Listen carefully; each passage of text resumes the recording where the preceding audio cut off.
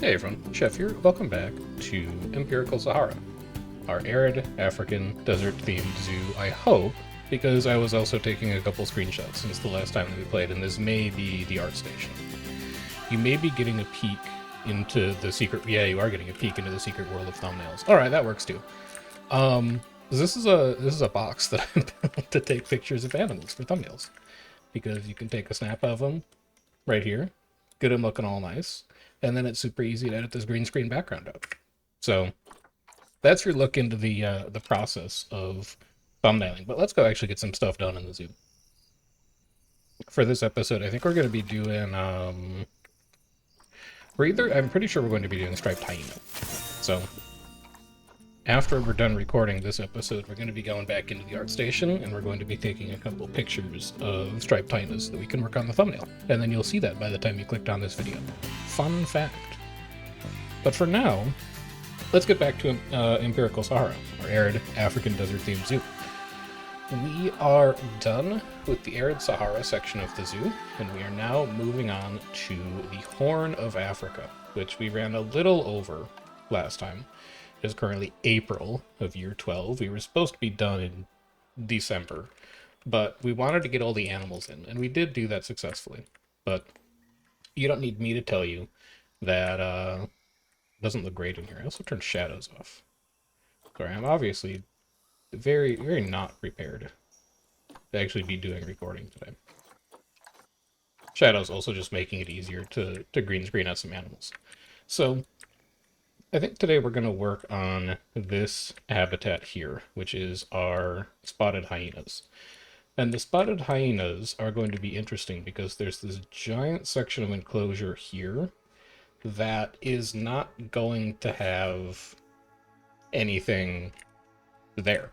It's going to be a barrier that you cannot see through because I don't want guests clouding up this path to look into the African spurred tortoises and into the fennec foxes and generally just making a bunch of congestion here. So I was thinking, right now we have bathrooms here, here, all the way over here. We're going to have bathrooms here and here. This spot is kind of equidistant from everything. And I think we could put a pair of bathrooms in here. Just as a little extra something to keep guests happy. If we go into guest needs and we go to toilet, we do have some guests scattered around this area that have light need of a toilet. And if they need it, the walk is pretty bad to get to anywhere else. So, since we're relatively flush with cash, why not just go ahead and add some of that in? And we're going to do it super easy as well. Or at least I thought we were going to. I'm not sure why I can't duplicate all of you. Split from your group? Yeah. Split from your group. Or maybe I did already. I really don't want to split all groups, though. Is it... There's not grid pieces. No, there are grid pieces in here. Oh, you know why? It's because of the roof. It's because the roof is going to be on its own separate grid. So it's not going to want to play nice. Okay, that's fine, because it means I can do this. It means I can do this. We'll just grab you. We don't want to have you go too far into the enclosure itself, so we're going to put you about here. Get you down into the ground. And then we've got that nice back wall that's actually going to make it part of the exhibit. And then if we go into facilities, guest facilities, toilets.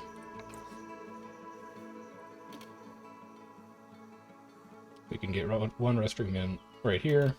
You can get one in, I hate that, right here.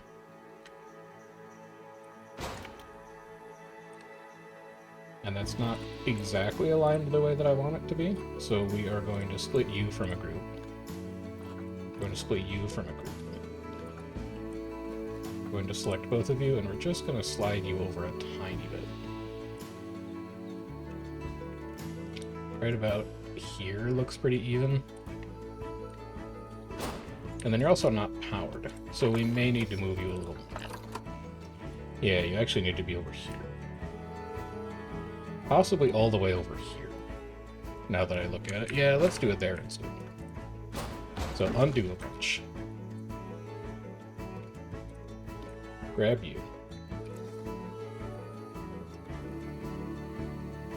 Rotate you.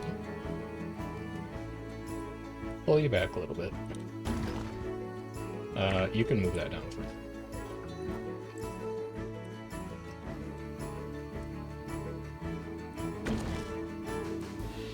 I think, anyway.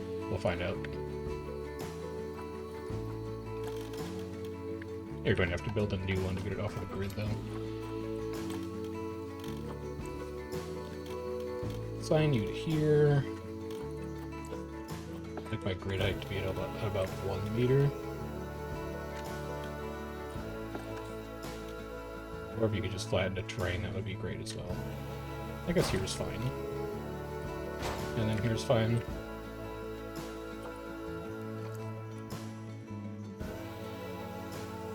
Yeah, I'm fine with that for restaurants. Alright, so with that out of the way, let's also start putting together the... Oh, you need to add that to a work group as well. Where do restrooms go? Guest services? Yes. You can be in the Horn of Africa section. We'll just add those in there. Then, we're going to build some nice natural rock features here. These are going to be what covers up the front of this exhibit, or the back of this exhibit, depending on what your perspective is, from guests who are just trying to enjoy their time walking around on the path. We'll start with a random rotation rock. Not do any of these. Start me about here. We'll leave a little bit of space in the back. And then we're just going to bring you all the way along.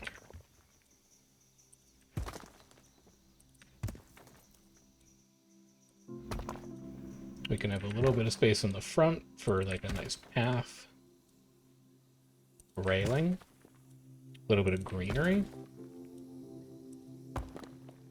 Maybe some nice trees, a couple benches.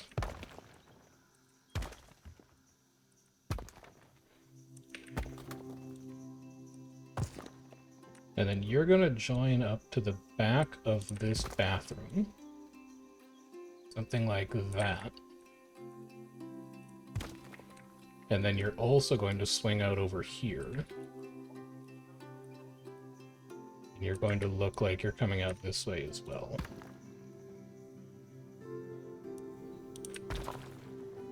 And then we also need you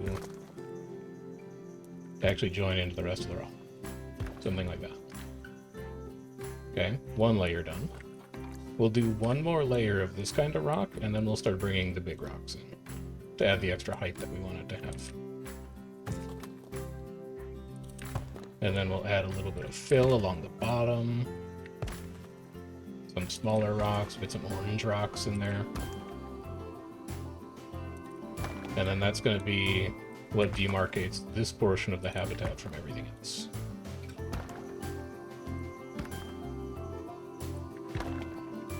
Not really caring too much about placement here, because all of the, if any of these edges look untidy, we can just go back and clean them up later. Let's get you back above ground here.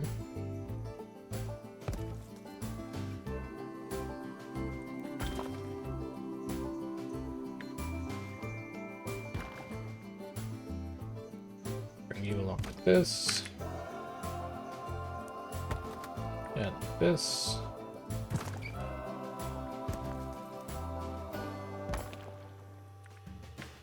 Alright, now we'll grab our large boy, our larger boy. You're going to come up about this far. And here, I want to generally try and follow the contours of the rock that's underneath it already. I want it to have some interesting texture at the bottom. And then along the middle, I don't really care as much. And this is all going to intrude a little bit on the traversable area of the hyena habitat, but that is okay. It's why we left ourselves a bit of extra.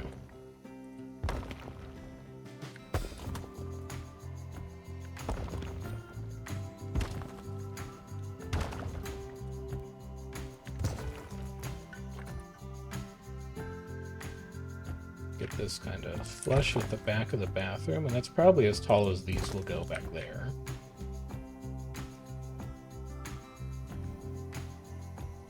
Just a little something like that.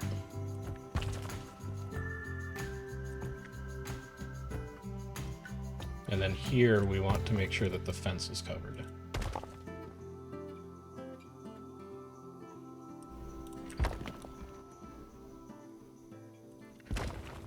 Okay. That's looking all right from this side. Obviously the top is very level right now. So we're going to come in with one more set of rocks. We're going to take Desert Rock 02. We're going to have you follow along. And I like this one because the top of the rock is uneven. And here we're going to vary the height of each of these. So it's going to look more like a jumble on top. And I hope, because I haven't actually tried this, I hope that it's going to give us this nice layered effect. And it's going to make this look like one big rock pile where you can't obviously tell that any single rock has been like duplicated over and over again.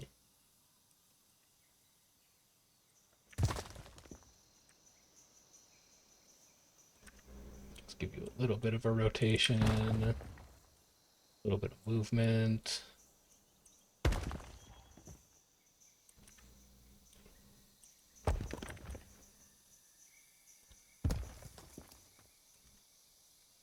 I kind of like what you're doing up there in the front. I kind of like that.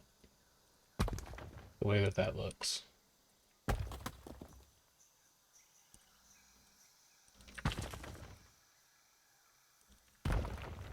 And then we'll take a look at this from the back as well. But I'm less worried about the back because we'll probably cover this entire back wall in Nitraria. The Horn of Africa, well, not as arid as the Sahara, citation needed, is still a desert. So we can have a little bit more plants going on, but we can't go crazy on them. I think where we're going to go crazy on them is over by where the red foxes are, along that little pretend section of the Nile River. We're going to have tons of reeds and stuff in there as well. And I think that's going to be interesting. It'll just feel like a nice cool place to walk. A little bit of an escape from the desert. Yeah, so something like that. This looks a little rough. We can get some smaller rocks in there. This is going to be covered up by Nitraria. I don't really care. And then if I grab Red Desert Rock 02, I have like a longer, thinner rock. What about you? I think you'll do. We'll just scatter this in a couple places. Make it look like there's a few different types of rocks going on in here.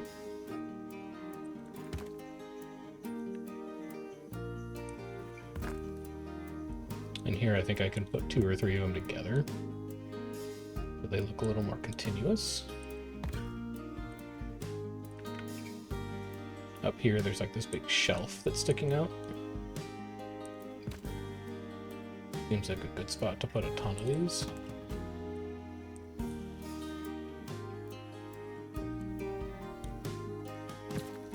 Something like that. Run along here. Get some in here.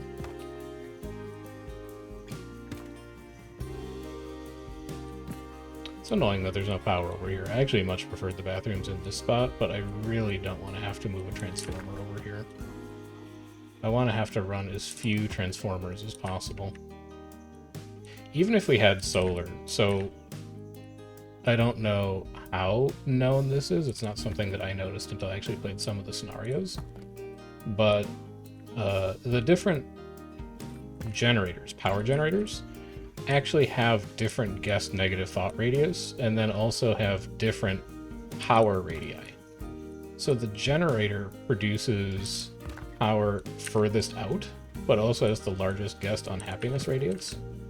Whereas solar has the smallest power radius, but actually has no guest unhappiness penalty. So you can put solar anywhere you want. It just won't cover very much. But then they also have different maintenance periods as well. So even if we did put solar here and we didn't have the guest penalty, it wouldn't reach very far, and all it would really be powering is a bathroom and maybe a education sign that we decide to put over here. And then it would also cost us a ton of mechanic time to actually keep it running. So I don't know that I'm really all that invested in that. I think this will be fine. It's not my ideal place for this bathroom, but I'll live, is, I guess, the point I'm trying to make. Alright, so that's looking pretty good. We've got some nice protection there from guest eye level. Bring just a few of these over here.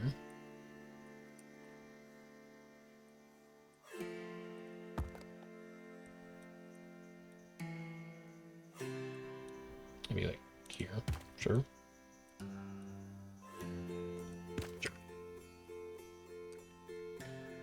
And now we can adjust this whole barrier. Okay, first of all, you should probably make the whole thing a null barrier. So mark all this out. Null. And then let's move these into place. Just to get them to follow this rock wall a little more closely. And then also check your hyena traversability after you're done with this to make sure that they can't somehow climb out of there.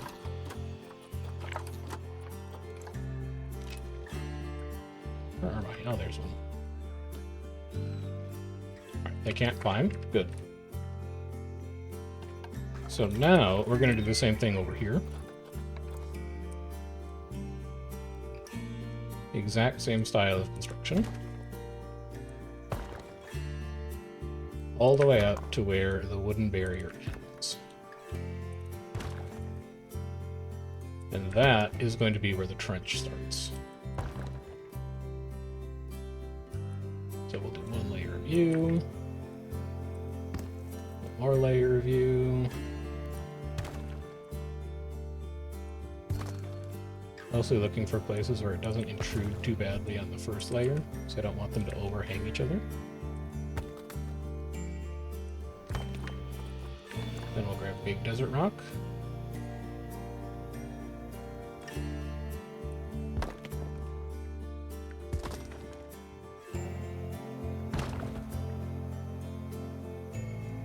There's fine. We'll take care of the barrier later. I really like you to have a little bit better of an angle.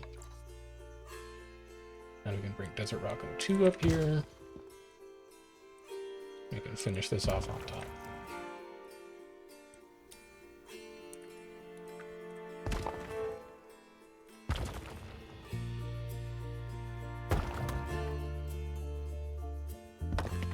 Good, good, and good.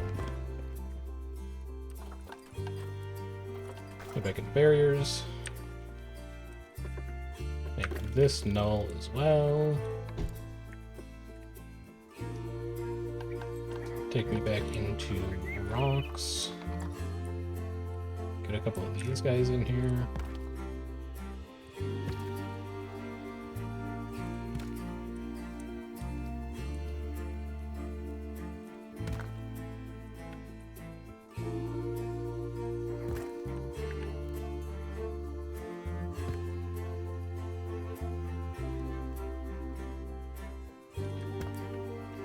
Something like that.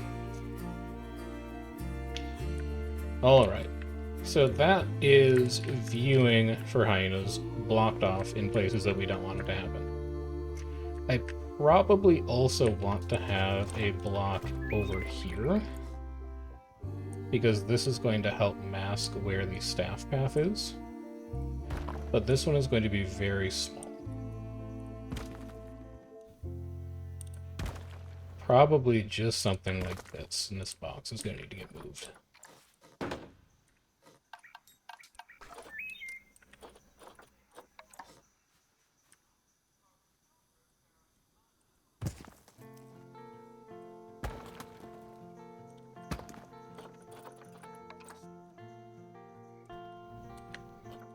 Let's get like a tiny little mountain over here.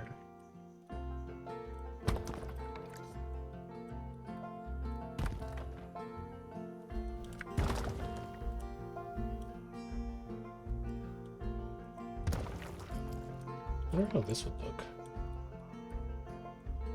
I do like this piece. It's just about finding the right opportunity for it to come in.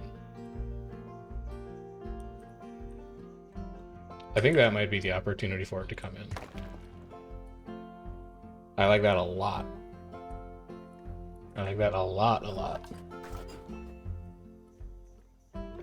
So now we can make this null. I'm gonna squeeze just a few more rocks in here to actually cover off this gap in the fence.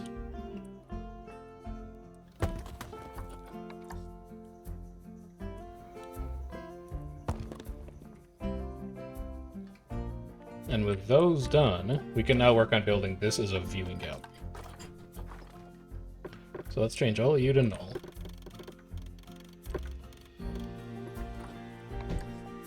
And we're going to need to destroy this as well. So I guess really we don't have to turn it to null. We are going to go for a terrain stamp. This is going to be a cube that sucks the earth away from it. I don't need it to be that wide though. Maybe like a 5-meter trench.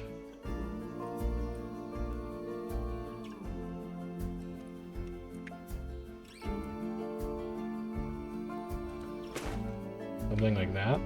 And then we'll evaluate the height here in just a second.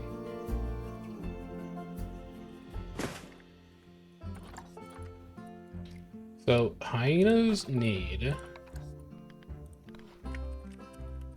Striped hyena. I believe it's just a normal 4-foot fence. Yeah, 4.12. So that's roughly 2 meters.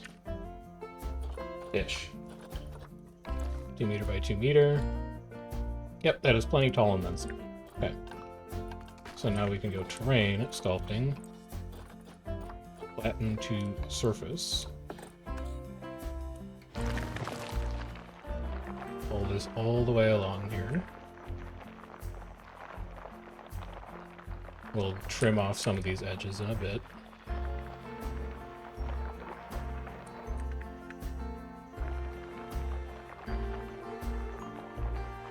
Gonna run back here roughly. And then take your smoother. Move this side of it. This is not a trench that I want the hyenas going in. So we're going to make this fairly steep. We'll give them a ramp in case they need to like, get out of it.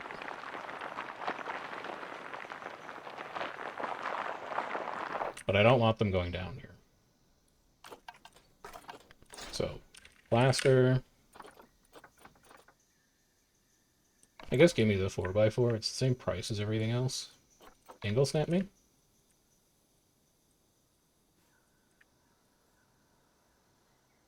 Bring it out to around here.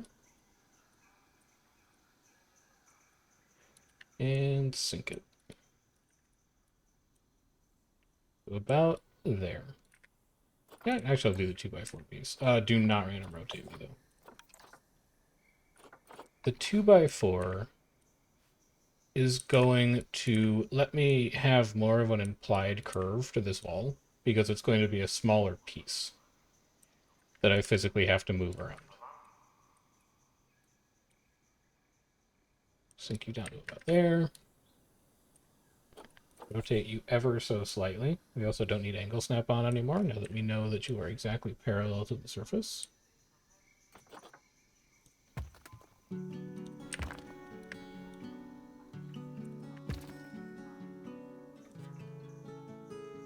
Give you a slight turn.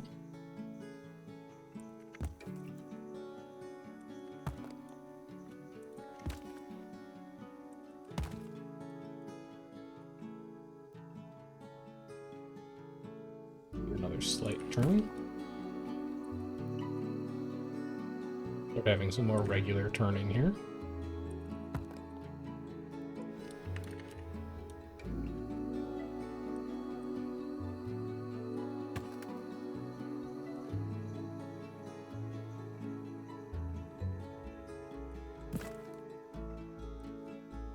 Here, you may have to come out a little bit, because there's like a little bump in the ground. Oh, and this is also in front of one of the signboards, so this will actually be cool.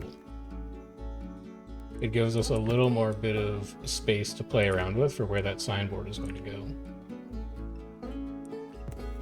And then we'll have you come back in a little bit.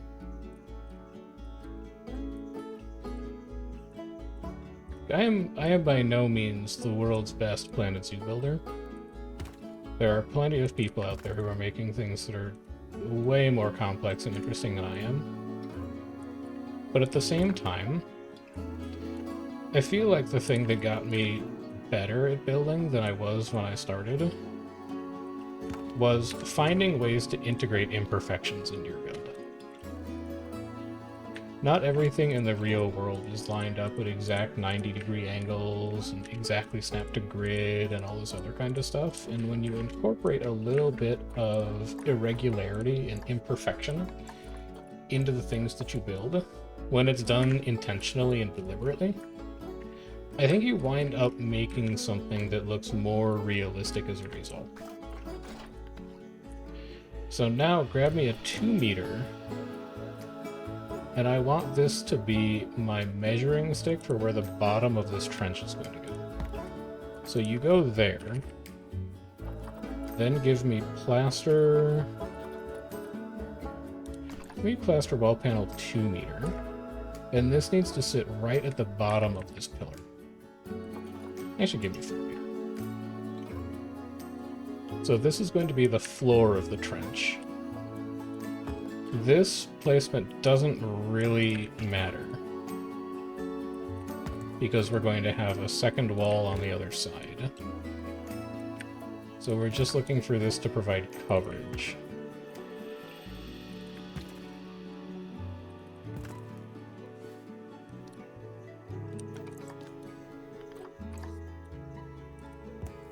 Slide you down to here. You can now delete this. And then you can take... Oh, you added that to the group, didn't you? You did. Well, you know what? I think that's fine. Flatten you to surface. So now we're going to pull you back in until you just barely cover this plaster.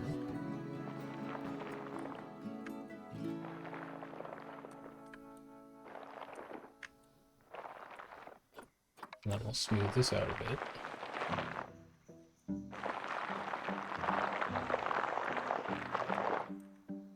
Also smooth this out a bit, because you don't need the trench to be that deep over there.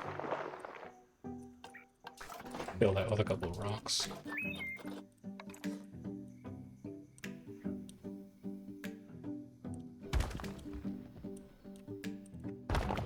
There you go. Then, grab just one of these pieces, duplicate it, and pull it up to about here. This is going to be the hyena side of the trench. And again, we want these to line up roughly. They don't need to line up exactly.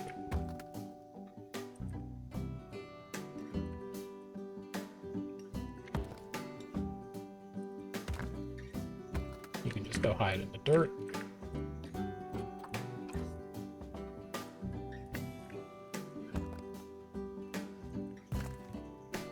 For example, where we have that bend out in the inner part of the habitat, we may not do that on the outer part.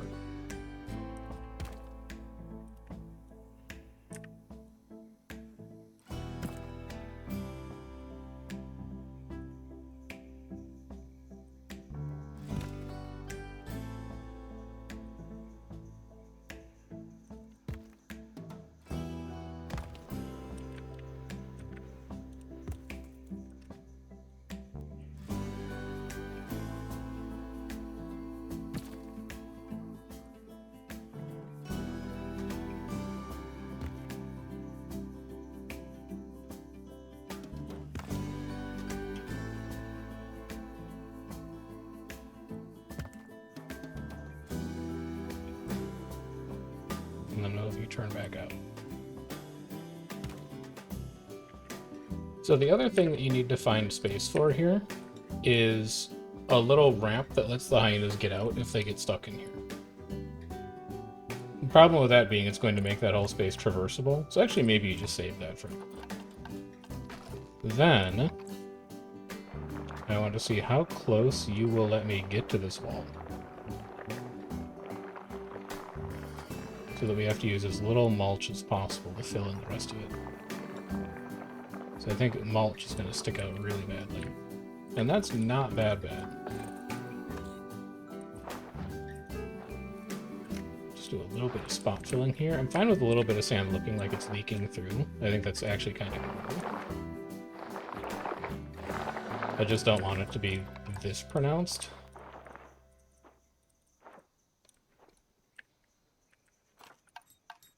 And then we'll go into nature. Mulch. Probably a series of 2-meter squares will work pretty well here. Get it to be underneath the dirt.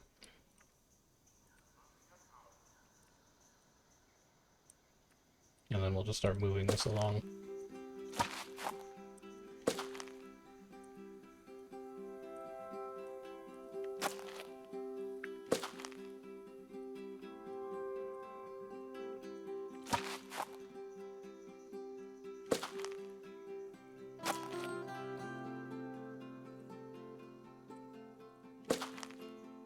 Carry you all the way through.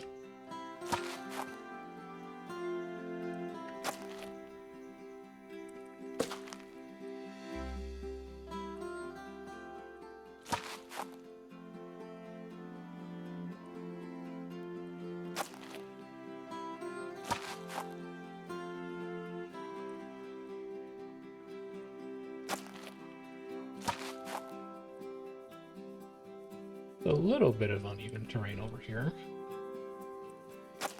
but not much. We don't really have the pronounced elevation changes that we have over by like the scimitar horned oryx. Alright, so that's guest facing. You know, hyena facing isn't that bad. We could do that with a rock fill. Do I have any rocks that are just very flat? Like the cladding, maybe. Yeah, you know what? Cladding might work really well here. This might be how we fill the gap on the hyena side. I just don't want it to poke through. Do I have any even flatter cladding? No, that's not gonna do it. Yeah, I don't like that. I think this is going to be our best bet.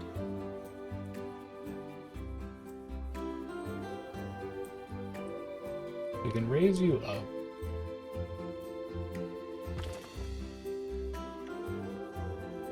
You just want to keep sliding you slightly backwards so that you aren't poking through the wall.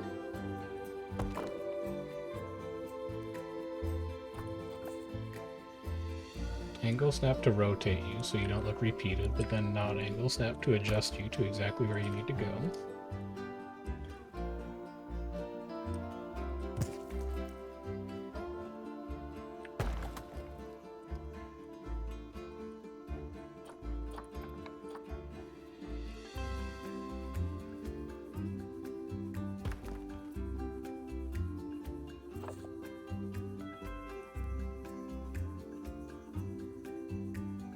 I think this will look better for the sake of the inside than the mulch would have. The mulch is a very dark brown. I don't think it would have looked right inside of Desert Exhibit. We'll see if this does better.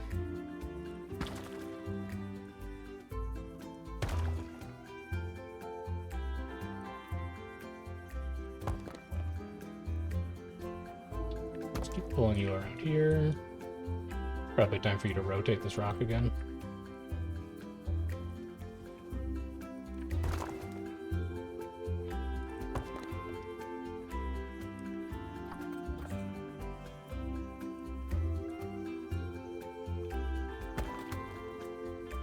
to about there.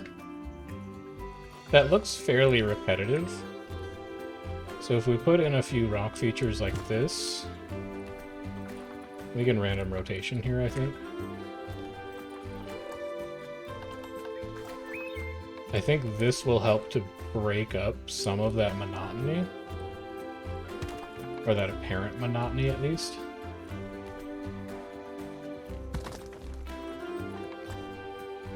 And then for the gaps in between, we can put some Nitraria filler in. And that should help this whole section look a little bit less manufactured, hopefully. Give me the big flat top. Yeah. It's just some stuff for them to climb onto. Maybe they'll like that. Good climbing.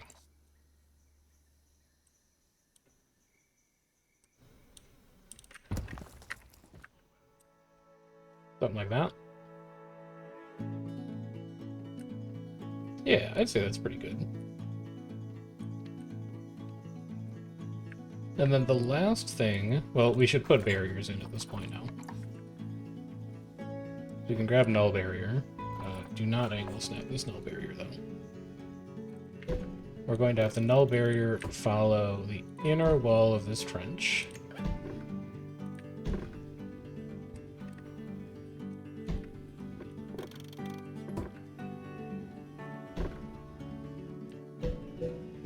Until it runs off into the rocks to hide. I want to make a very simple fence here. So it's going to be mesh for sure.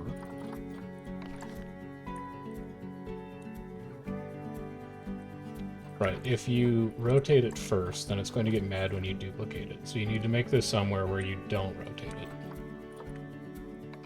Let's make it inside here. Give me a thin beam, because I can make it look like metal. Thin beam here, paint it.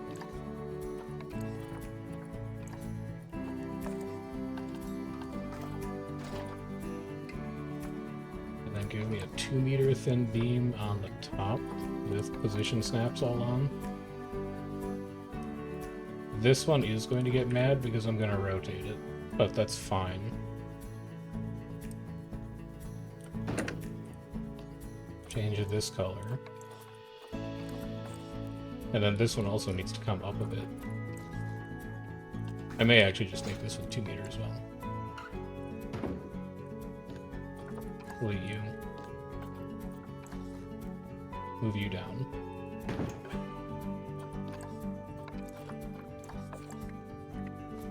Alright. Are you willing to cooperate? You are willing to cooperate so far? That's great. Let's make this a group.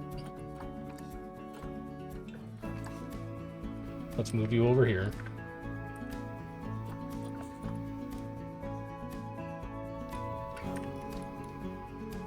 And we're just going to have this run along the top. You want anything for the chain link on the bottom? No, actually, I think this is fine. This is a really handsome little fence. I'm really pleased with it, actually. You just need to get it to line up mostly with the plaster underneath.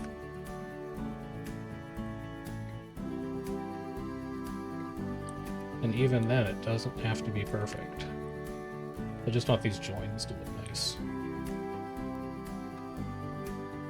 But I'm not super worried about where the actual post is sitting, as long as it's sitting somewhere in the plaster. So yeah, if you don't have metal for metal theming pieces, turns out painted wood works great as a substitute.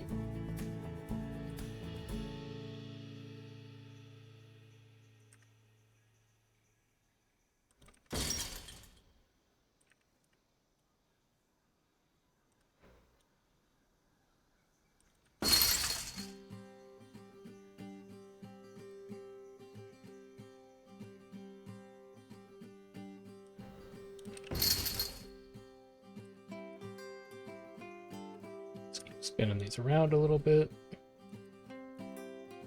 Maybe not that much.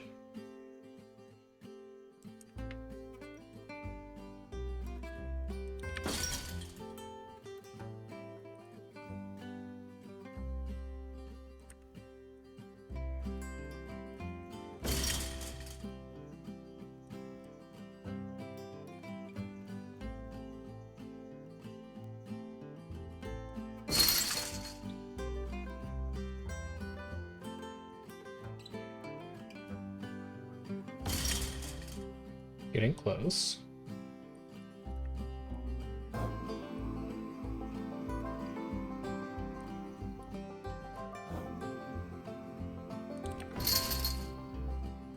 don't like the way that one was. Try again. But better this time.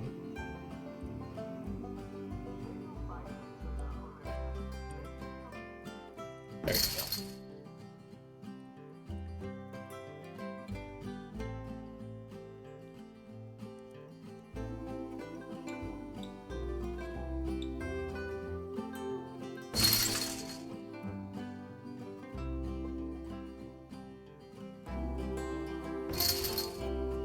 And then here.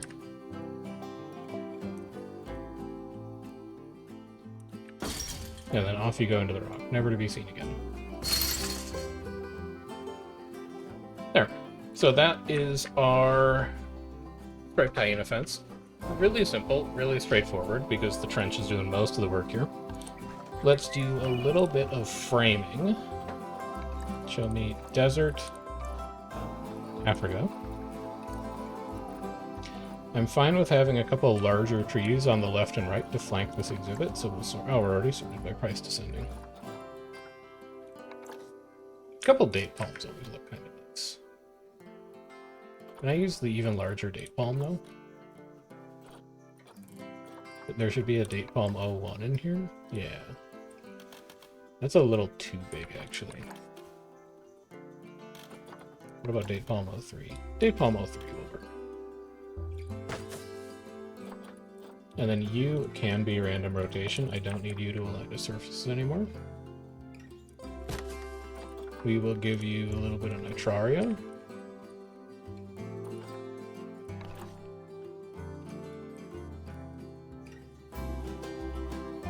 Kind of growing into the rock a bit. Put some dry Nitraria inside of it. That's way too big.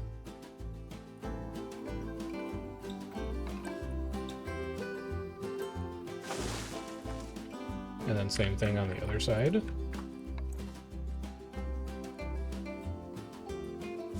Nitraria here, a little bit of dry. Creep out 05 a little ways. Green grass. Sink it into the ground. So just the tops are poking out.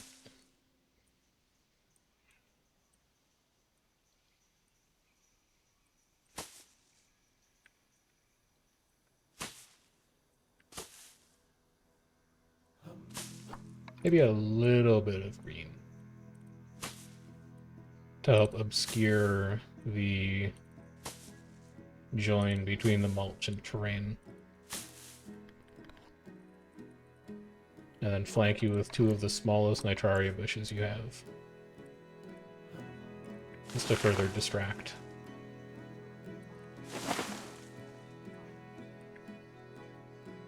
Here, we can put a nice big Nitraria behind you. Because this is the place where all the guests are going to stop and admire the hyenas. So big Nitraria. Flanked by two small Nitraria.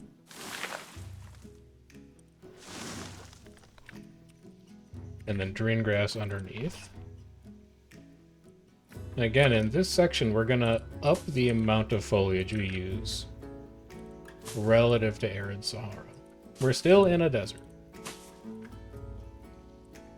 But not every single thing in the zoo has to look like it hasn't gotten rain in 100 years. there can be a little bit of variety. Plus, this is working its way towards the head of the river. And as we get closer to the riverhead, the source, I guess you would call it, I want the amount of foliage that exists to increase. And then here, I'm just going to mask you with a big rock. Maybe a couple big rocks.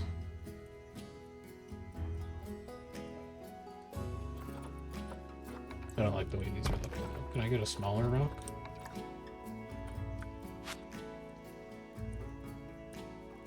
That's better.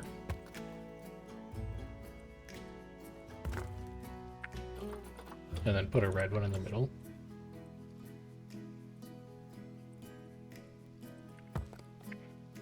Little rock feature. This join also needs to get masked. Put some cladding down here.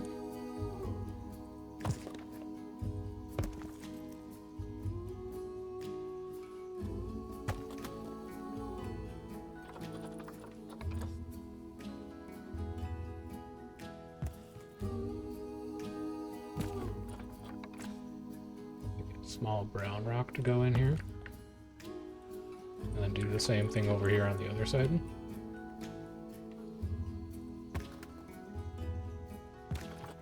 We just want these joins to look nice and natural.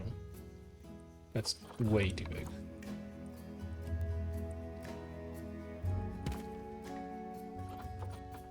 And then this, maybe we give that a rock cladding pillar. So turn render rotation off for this one.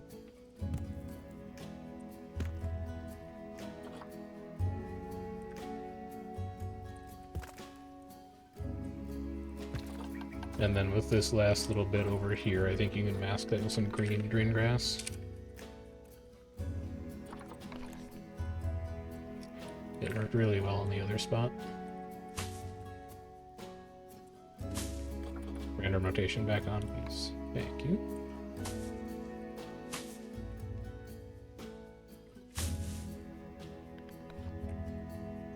And then a small tasteful nitraria to go behind this learning station. With a little bit of drin grass to flesh out the bottom of it. Obscure that join specifically.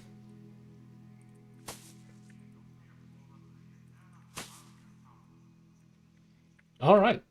I think we could put a third info board in here, maybe. Oh, maybe not. Hey, this just feels kind of wide open. No, I think we could. Alright, grab you. Slide you over to here.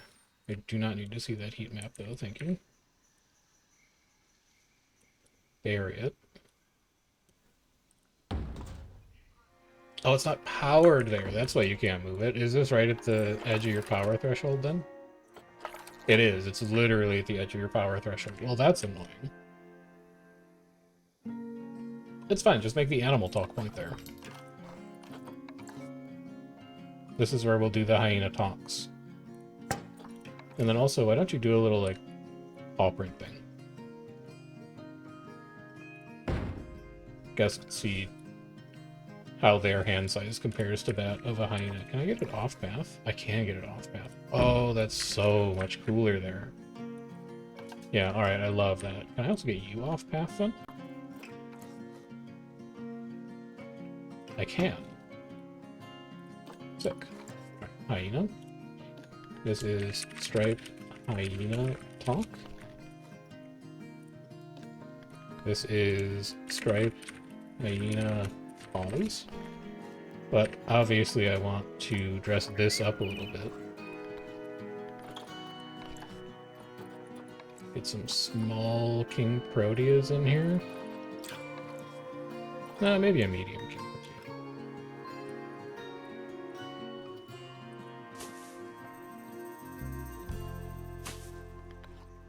And then your friend and mine, Greengrass, is going to be coming back.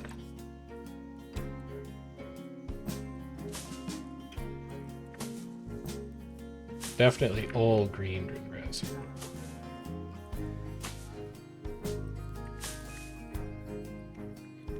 Alright, so very much an education station over there, which I like. You can come back down. And then you are going to get duplicated and put next to the animal.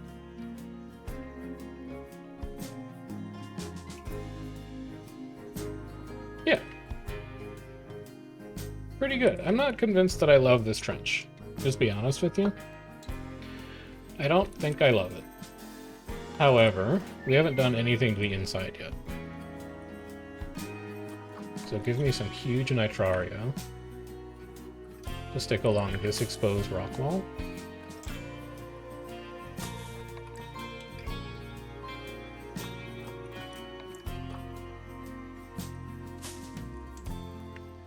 And then give me some huge green grass.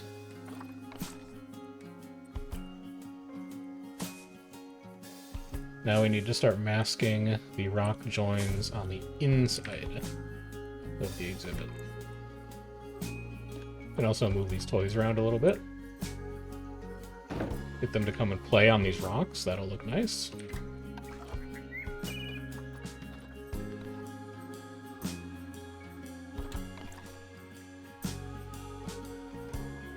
Get a bush here to obscure that join.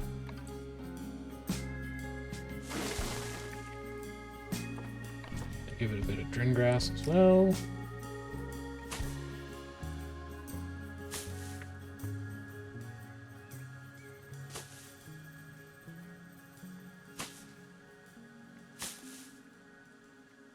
So that immediately looks much more natural.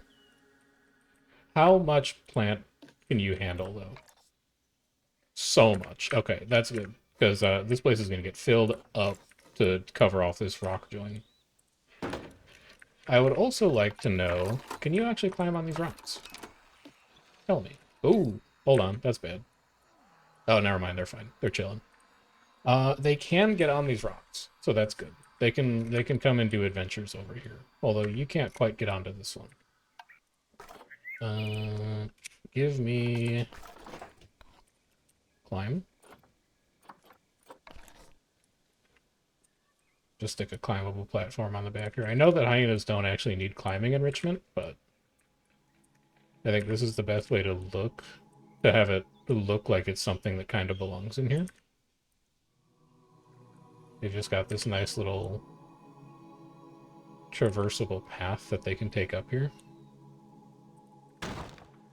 Dump you into the ground. Did you try to random rotate just now?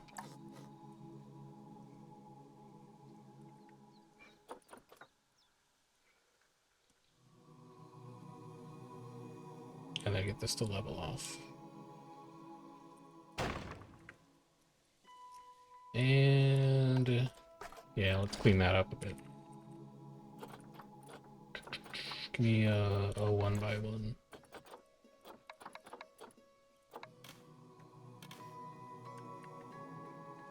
Yes, exactly what I was looking for. Thank you for knowing.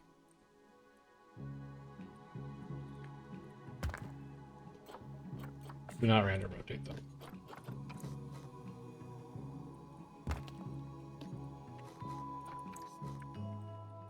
Move this over to the other side.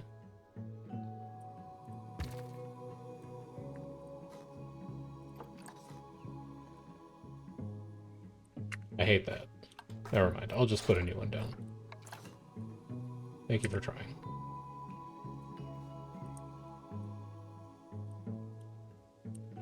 Get it to be flush here.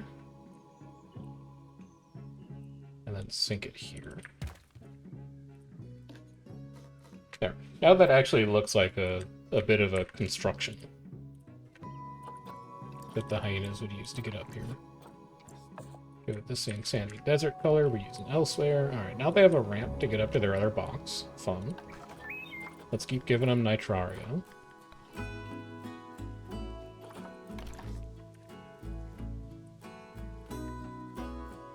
The bigger the better. Because it just does more to hide these joins.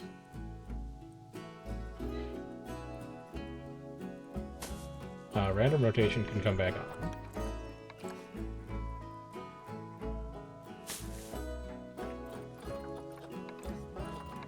I don't need to go big every time, though.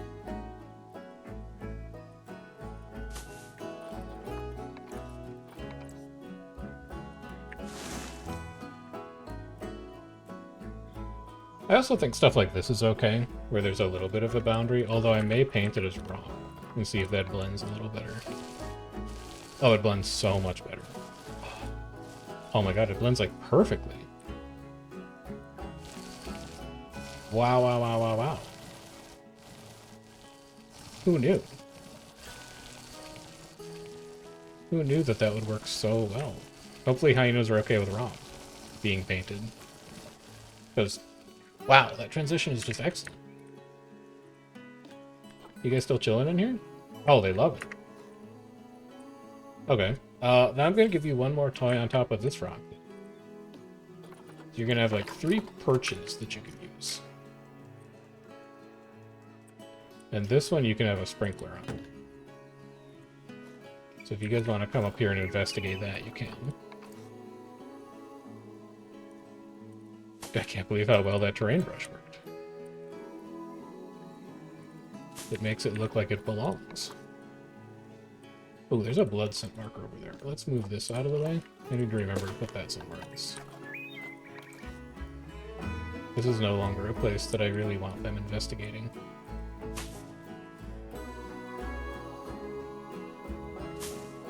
Pull some nitraria around there.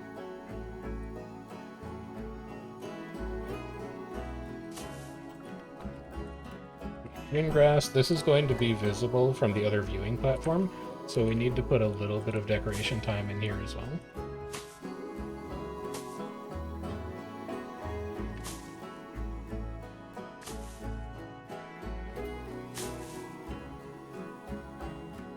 Can you reach this rock, my friend? You can reach that rock, my friend. Good. I think this looks really good. I think this looks really, really good. I'm going to do a little bit more rock painting around these edges. And then I also want to just dirty this sand up a bit.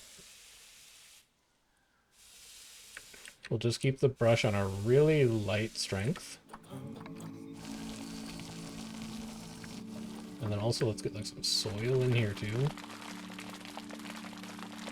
I just want it to look kind of roughed up. Like there's wild animals living in here. Is this, do you need this much grass? You do need that much grass. Where am I going to put grass for you? Because I don't like it there. I guess I could hide all that with rock. A lot of rock work to hide, though.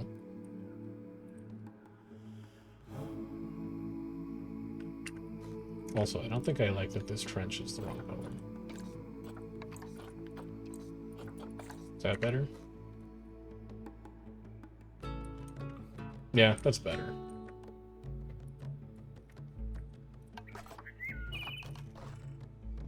You gonna commit to putting this much rock along the back?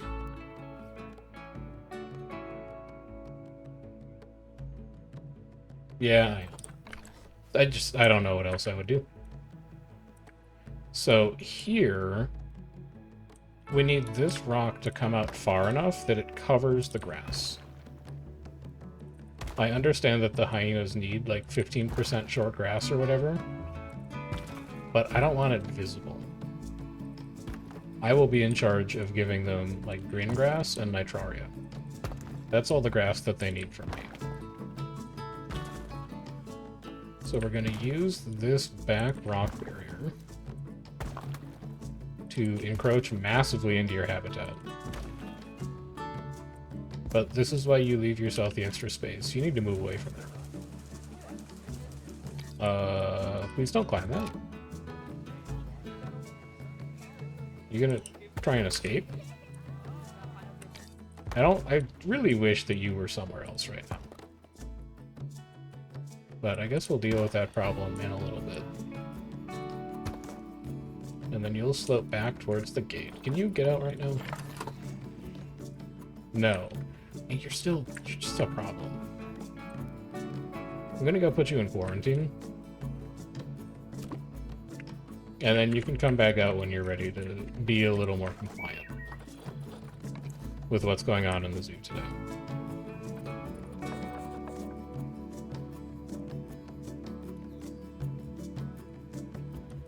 Your vibes are just off right now. So for this back wall, I'm going to go directly into Big Rock. Angle snap? No. Because I want the back to look a little bit more like a sheer cliff face. And then once we're away from the path, we can bring it out a little bit. Just a little bit. Somebody come get this hyena. Also, we gotta let time run, because we're kind of running out of money. And that's not great.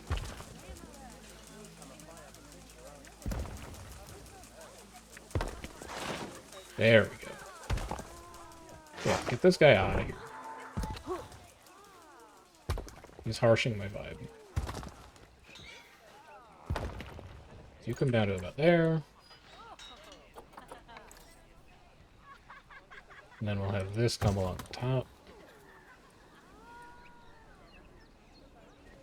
I think this is the right rock anyway.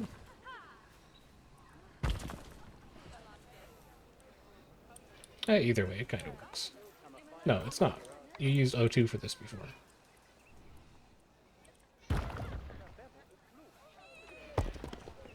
Alright, you can pull him out of quarantine now. Lottie, you can come back in.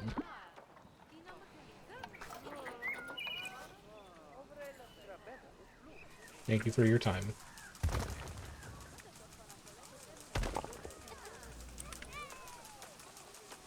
These rolling around the outside.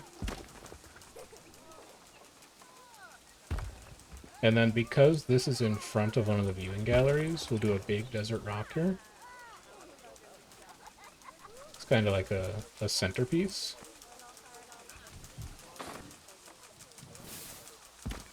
Something like that. And then we'll fill along the bottom.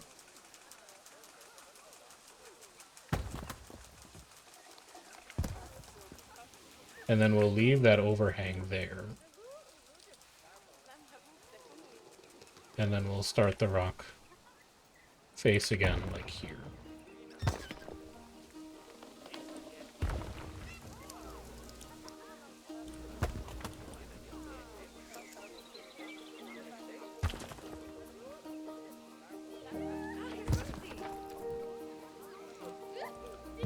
Just slowly pull you around.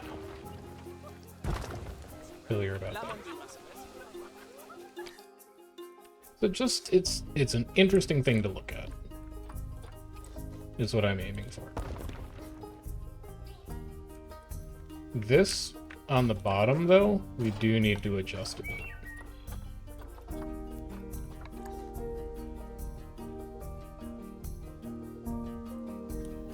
I want to adjust it by having an irregularly shaped rock in there.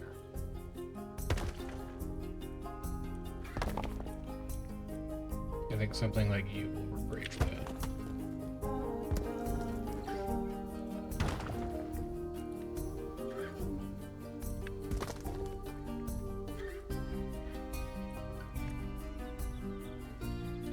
You didn't actually rotate randomly. There you go. I mean, you rotated randomly, just rotated you into the same position that you were in. Which is random, but it's not the desired randomness that I was looking for.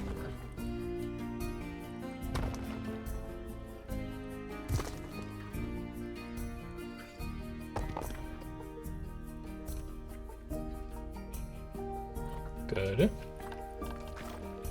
Now get your train back out. Make this rocky.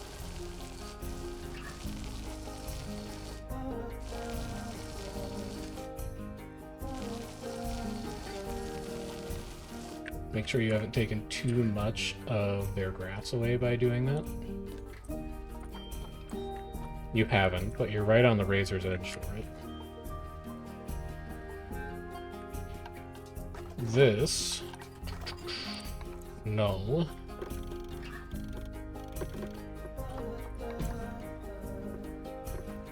So the point of this zoo, by the way, is not to be realistic, but I do a little bit of reading about the things that I am building exhibits for. And one of the things that I've read about hyenas is that they love to chew. And everything is supposed to be metal. So if I wasn't doing, like, any realism, I would grab one of these fences to put in because I really like the way this fence looks. But because I am doing realism, I think I'm probably going to end up using this fence, although it looks like they could squeeze their way through. Do I have any other fences I could use? I guess you could use this one. This one came out kind of okay. Yeah.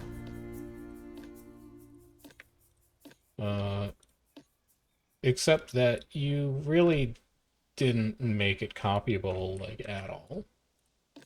Apparently. No, here you go. Here you go. You got it.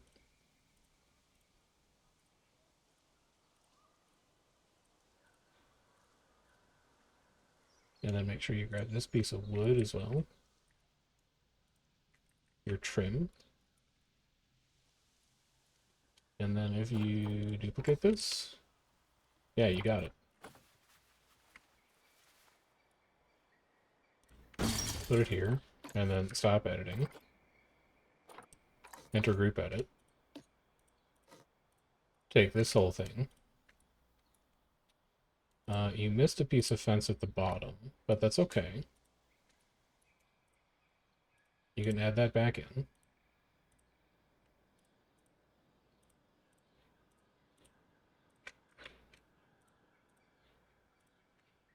Split this from the group. Edit just this group. Duplicate this. Pull this fence down. Change the color on these boards. Or dark mahogany. Change the color on these mud walls to something lighter. Change the color on these beams to black. I want them to look like they're metal. And continuing with the theming that we're doing elsewhere in this exhibit. Actually, maybe we can make this look metal too. No, that's too much black in one place. Could make it look like concrete though. And then exit. Advance move this. Slide it into place. I do have angle snap on. That's fine. I'll just line it up manually. You'll go here. I don't have angle snap on. Even easier.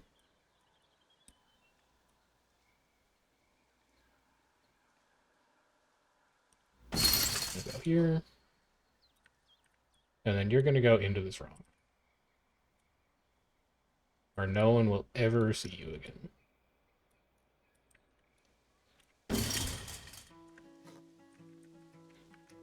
Guess maybe you should do that on this other side too. Go like this, and then just turn it into the rock.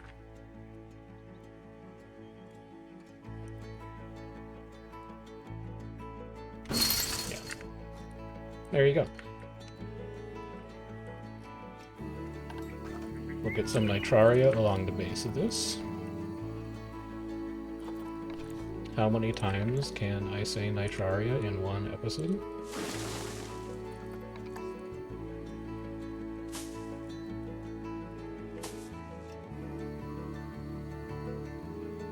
But it really is just a great general purpose bush.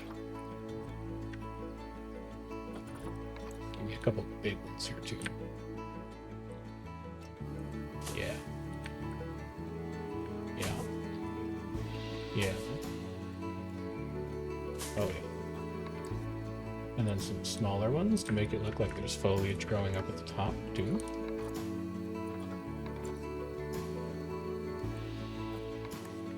Yeah, like that'll do. So a couple places up here on the rocks where some bushes have gotten purchase. Doesn't have to be anywhere fancy. Don't have to spend a ton of time getting position right. Just needs to have that little bit of a splash. And then drin grass, which is going to fill in the gaps between these nitraria bushes. Maybe also come out a little bit in front of them. Like this, maybe like that. A little bit of this and this. One of these going, one of those, one of this.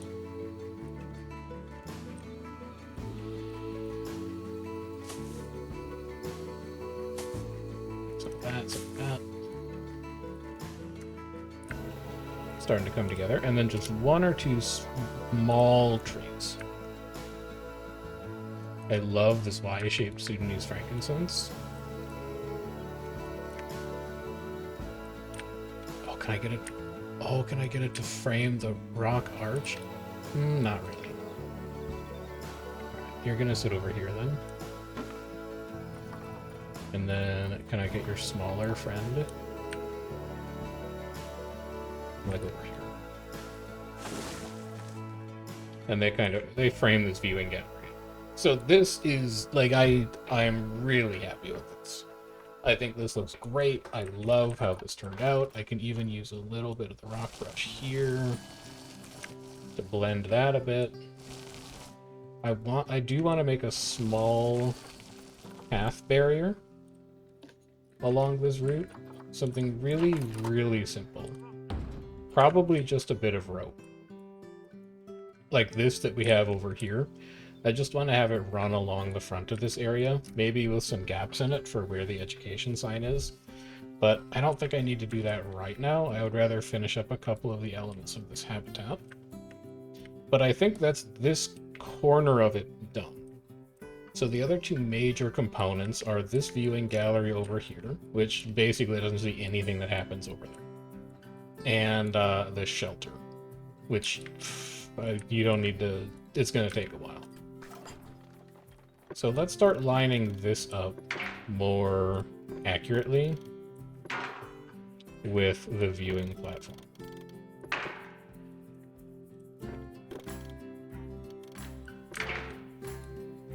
Something like this.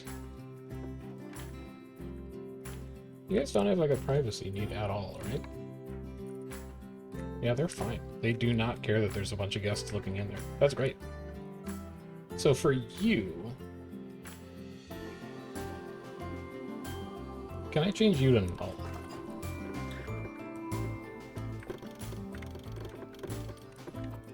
And then if I do change you to null, can I push you under the map? I can. Good. That's what I wanted to do.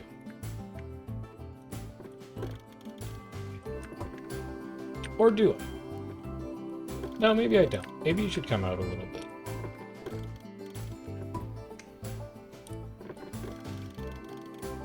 I probably don't want to let them just like loom over the top of this habitat. You're going to come to here. And then you're going to come to here. And then you're going to attach there. Get out our plaster.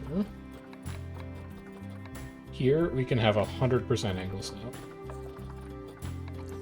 This is all going to be very uniform. This is also going to be a replacement for this ugly elevated path curb. We are going to go to here.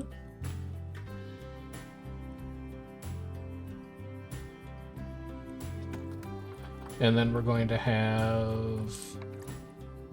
How much space does a 1 meter standoff give us? Not a lot. 2 meter standoff is probably better. We're going to sink it into a trench. Like this. And then this means we'll also have to duplicate you. And pull you to here. Then we duplicate both of, well, just one of them. We duplicate one of you, and you're no longer on the grid. Why? When did I rotate you? Well, you're fine. And then we bring you out to about here. And are you going to be agreeable? Yes, somehow. Was not expecting that.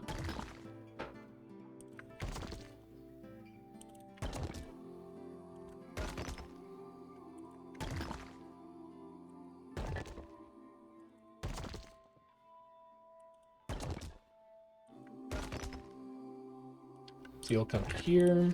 This portion is going to extend a little further. This portion is actually going to rotate 90 degrees. No, this whole thing needs to rotate 90 degrees. Yeah. You need to go like this, and then you need to get those to line up. And that's what's going to sight you in for doing the corner. Coincidentally, it's also what is going to sight you in for the null barrier.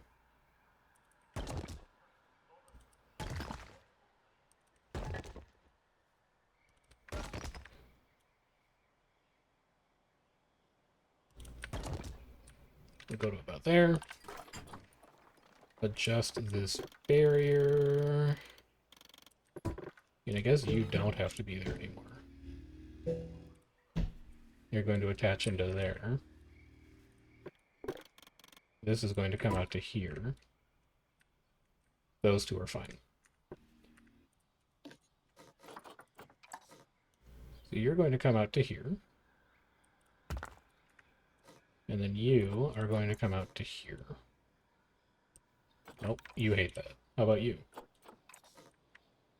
You also hate that. Let's see if I can just refresh your selection. There we go. Don't know why it happens, but sometimes going all the way out to the menu and then coming back in magically fixes the weird rotation issues that you can get.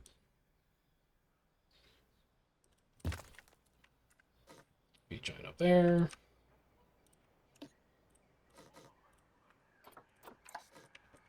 Copy this over.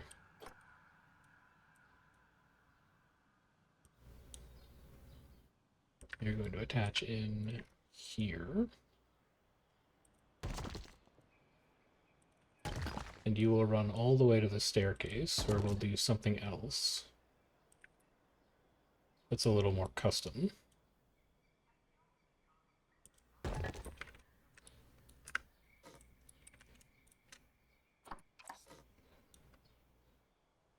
And we'll pull you through, and the rock hides the rest of that.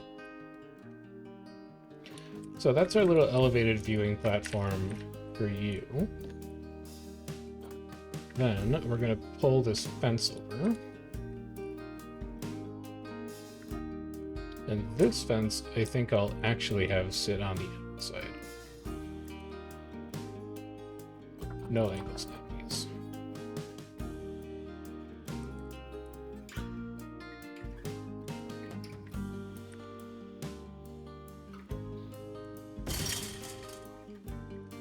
And then because this is all at 90s, it should just be the easiest thing. Oh, you didn't line it up with the... You didn't line it up exactly with the plaster. You're gonna have to line this up exactly with the plaster if you want this to work.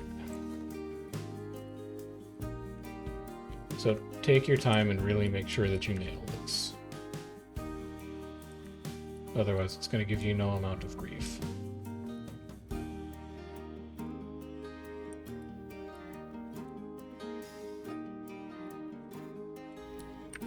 So that looks good. Does it hold? Yeah, okay. Now you got it.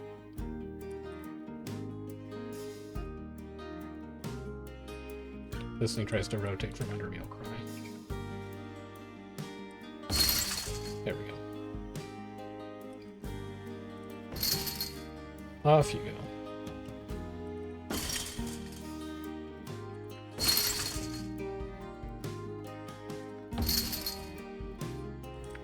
And then when you get to the end, for the love of God, I do something. Actually, when you get to the end, you're going to have to move this whole thing down so that you get the join to work right at the end of it. Yeah, so add one more. And then grab all of these.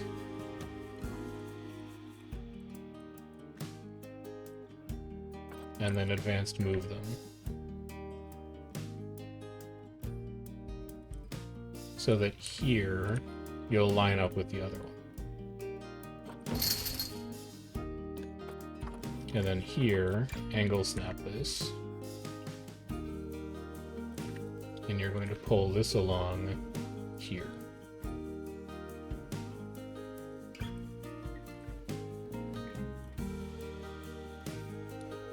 Good join? Yeah, looks like a good join to me.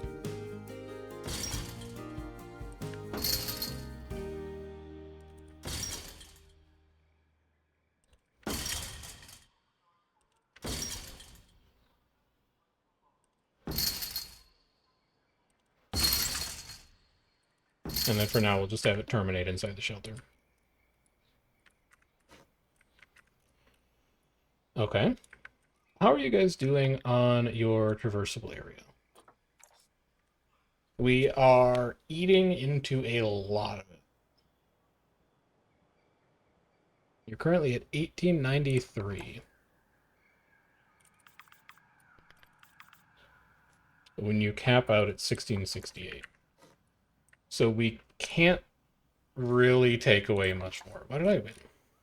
Oh, 4%. Sure. Take the extra money. We cannot take up much more space. I don't think we're going to need to, but we can't take up much more. Just keep that in the back of your mind.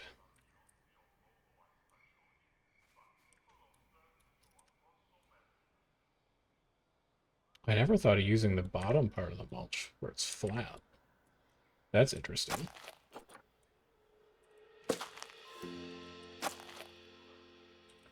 I think this actually works fine here in this spot.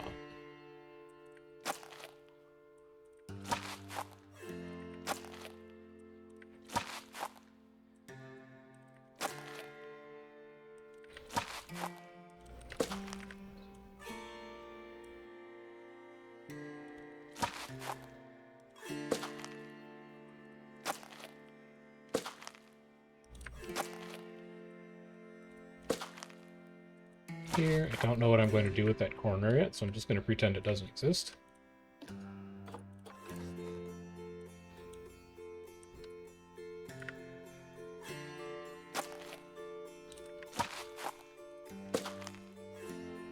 I also don't know what I'm going to do with that staircase yet, so I'm going to pretend it doesn't exist. I do know that I should have grouped all these, because now I want to change the color of the plaster. I don't want to... Well, I guess I am going to have to drag and select everything here. And then filter out all the rocks and everything else that I don't want.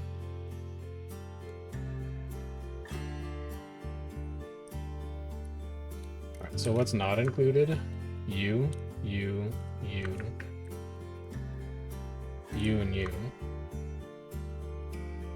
You.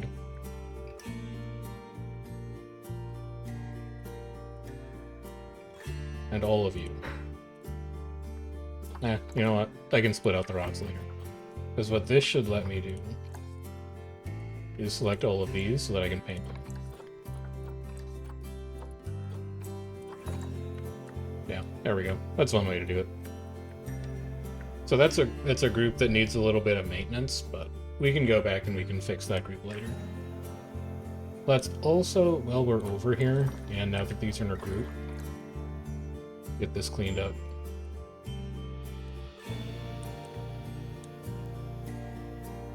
So you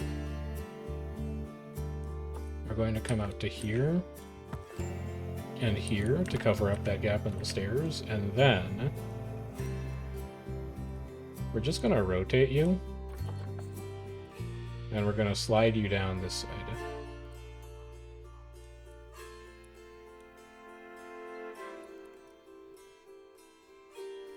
So we'll get you flush with that plaster.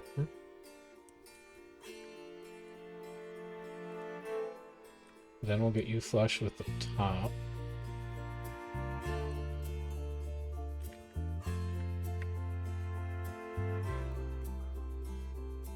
I think about there's probably about as good as you can get. It looks pretty close.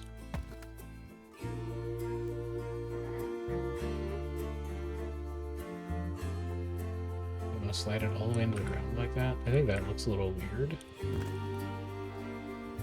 No, actually, maybe it doesn't. Maybe that's fine. And then we'll grab you. Does not matter that you're not rotated the right way because we just need to slide you over a bit. And that's one side of your staircase covered off. As far as what we do in this corner, no idea. We'll figure that out later. That doesn't need to happen right now. What happened here? You missed a piece of plaster somehow. There you go. And here. How did you do this?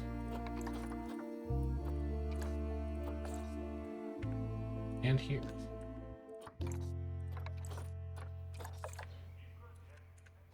Any others? No, looks like it was just those.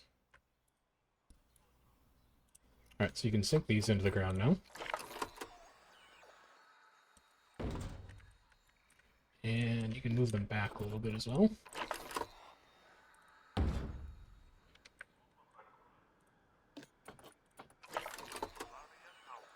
Sink it into the ground, move it back. I'm pretty sure I can't put these off the path. Yeah, they have to stay on that path, but that's okay. And then go to nature, plants. We're going to do a couple small date palms here. Africa Desert, date palm 03. Random rotation.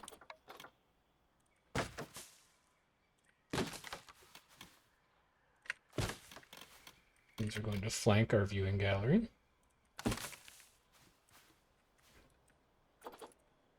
And then all that's going up here is green grass. You're not going to have any nitraria bushes up here. But it is going to be medium, or green grass. And then we'll put some king protea and some aloe vera up here as well.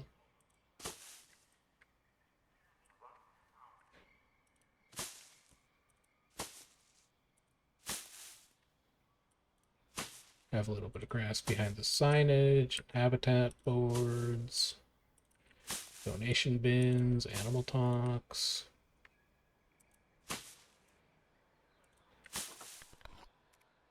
Show me gardening.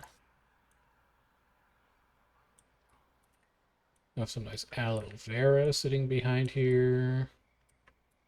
Yeah, you can't really see it behind the sign, huh? Well, maybe like over here then.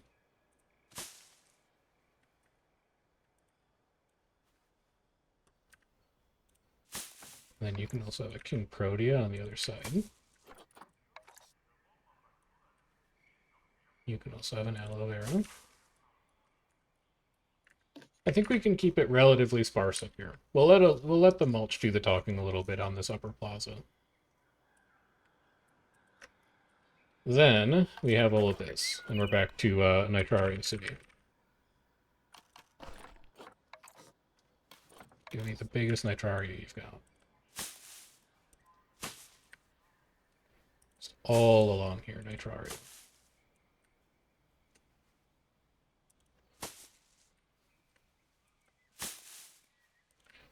This back wall is also a good opportunity to do a little bit of terrain modification so that it isn't perfectly flat back here.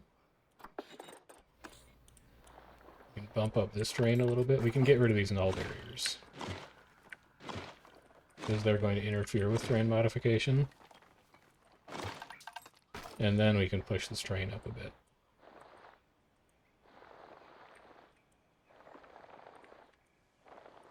Make it look a little uneven.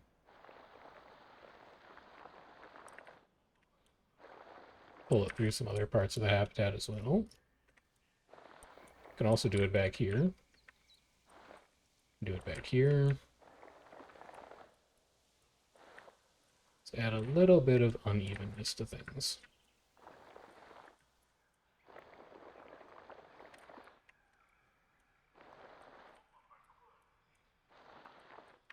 Let's maybe not bury your feeder though. And then the same thing that we did on the other side, we're going to do over here, where we take the coarse sand tool, maybe fine sand, because this looks like it might be coarse sand already.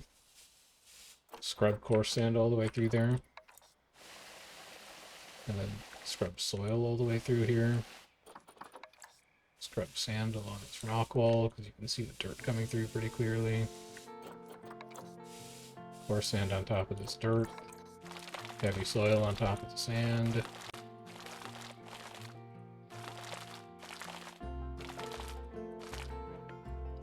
Let's make it look a little worn in there. Along the back of the habitat, I think I'll also do some larger trees. We could do a big Sudanese frankincense.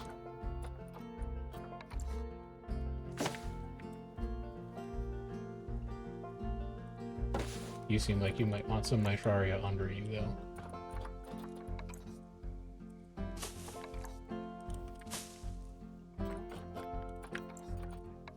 Maybe a salt cedar back here, too. One of the rare times to actually make use of salt cedar bushes. Way off in the distance where they can't really bother anyone. And then maybe just one more tree. Maybe an O1. Just a little guy. And then nitraria along here as well.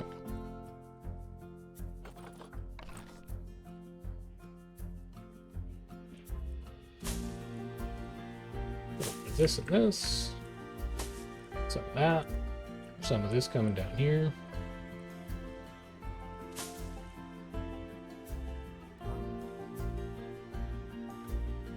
It looks kind of boring in the middle. I wonder if I should do like a rock feature. Let's also put the null barrier back in.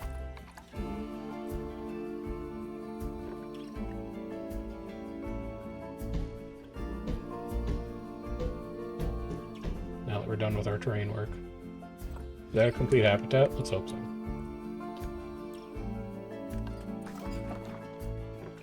Let's try and select everything. Yeah, it is. Alright. Yep. Cool.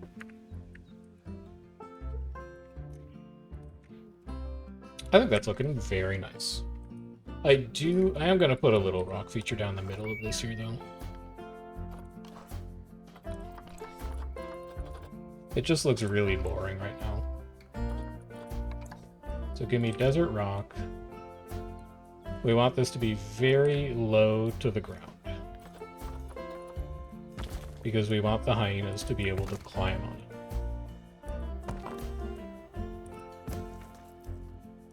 So it's going to run something like that. And then something like this.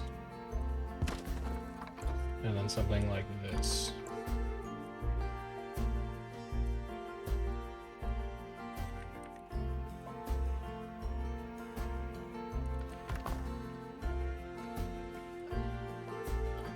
And then take your terrain. And all around this thing, just pull it up a little bit. Hide some of the rough edges of the stone. And now you've got something interesting that's drawing some visual attention in the middle of the exhibit. Not that big, please. Smaller. That'll do. One over here. One over here.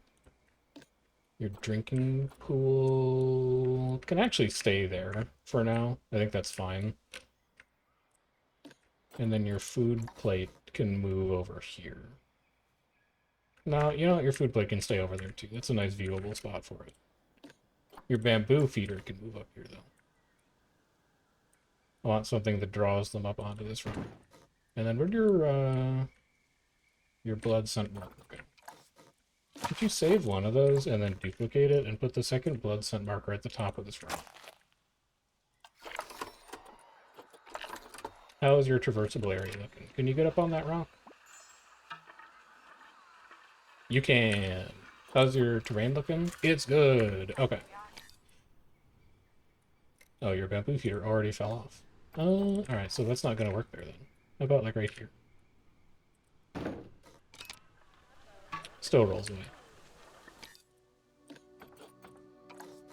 What if you rotate it?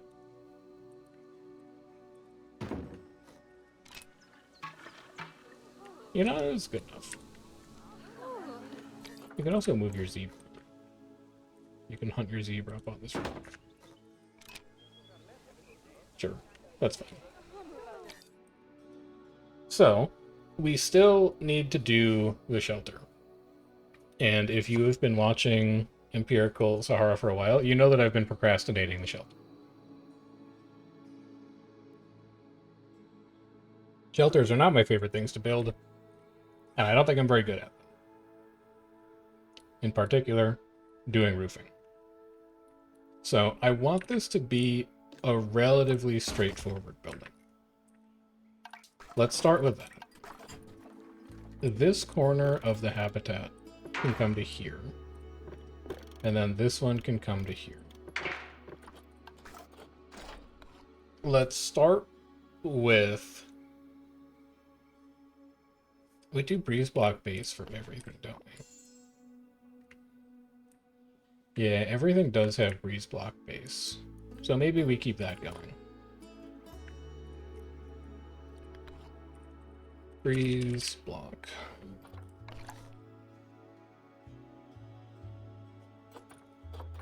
Do not random rotate. Spin you like this. Get you lined up with this fence. Get you lined up with this end of... Actually, get you lined up with this end of the fence. Because that join is going to make your life a lot easier. In actual fact, duplicate this thing. And make it the start of the building.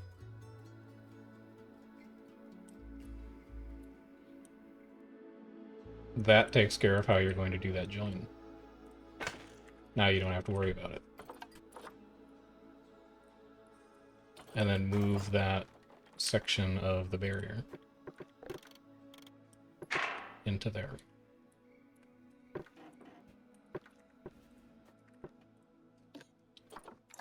You are not part of this group, though. So we'll be splitting you. We'll be rotating you.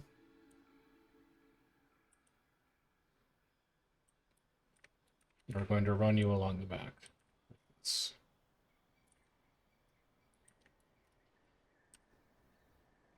is going to be a tall habitat.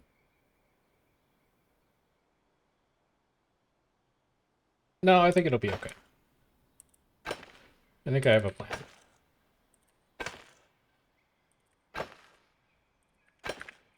You come up to here.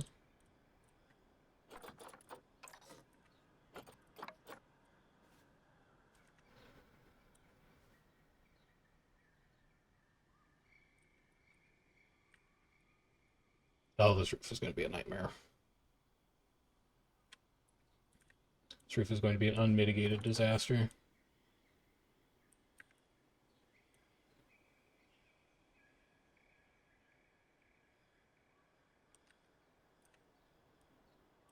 You don't really like how bendy that path is there. No, it'll be okay. Just persevere.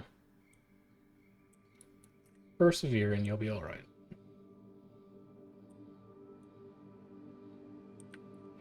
I also don't think this shelter needs to be that big. Like, we could reclaim some habitat space here if we wanted to. What if you just did this? Like, here's the solution to not liking building a big shelter. Build a smaller shelter. You know what I'm saying?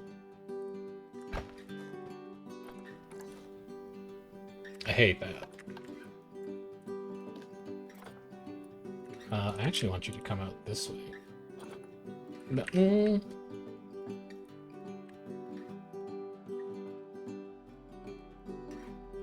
No. No, no, no, no. We're not doing any of this.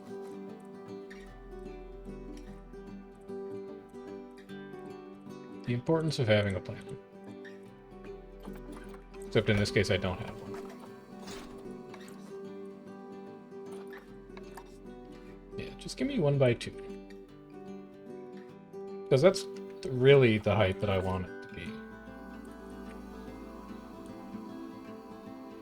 We're going to have the habitat start here, or the shelter start here.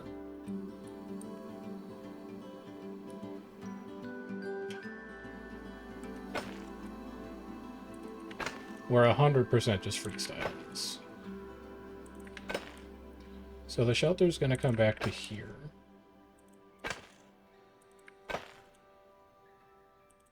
Then it's going to turn. But it's not going to do exactly 90, because I want to make my life pain. It's going to do like 88. And that's so that this can come back this way.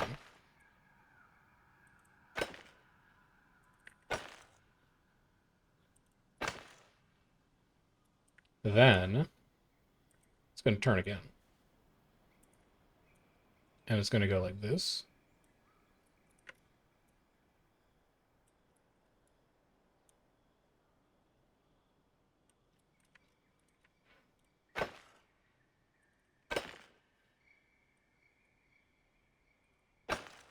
To about here. And then it's going to turn again. And here I just need a big long wall. So it's going to go 2. There's going to be a gap to let hyenas in and out.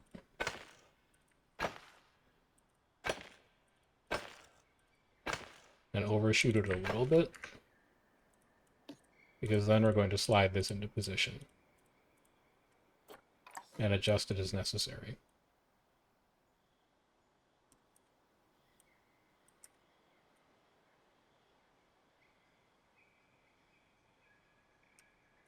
Just a little further back. Right there. Is perfect. You can go. You can slightly shift. You can slightly shift. Well, actually, we don't really need this at all. We can just have you be a straight corner.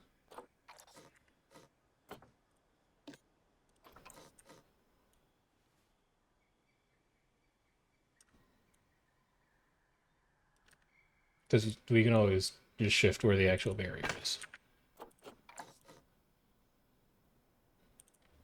And then we'll be able to get a much cleaner join out of it too. Like that. So this is going to be our hyena shelter.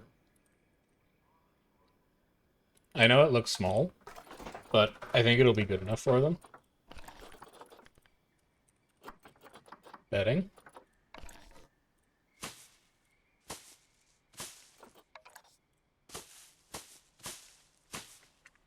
We've got a nice place inside there to sleep. Our walls are usually made out of mud.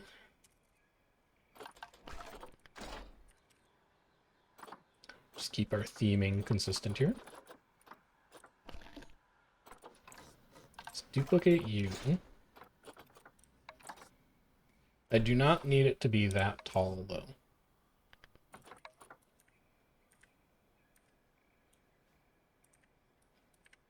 I want this to be relatively squat, in fact.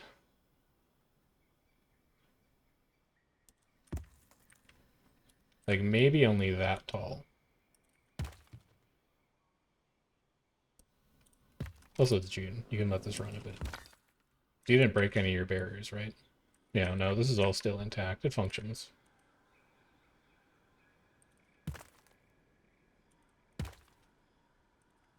Actually, no, they're going to be sad that they don't have hard shelter right now, so you can't do that.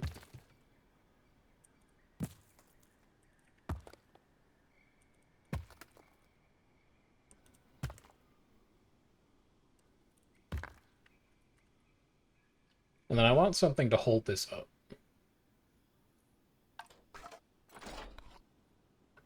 Log.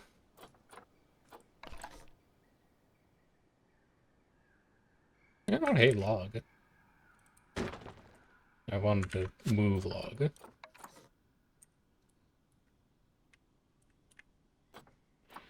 I'll just have log snap.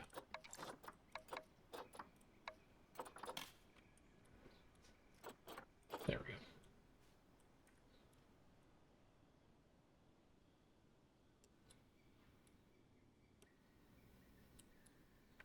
Pull log in a little bit.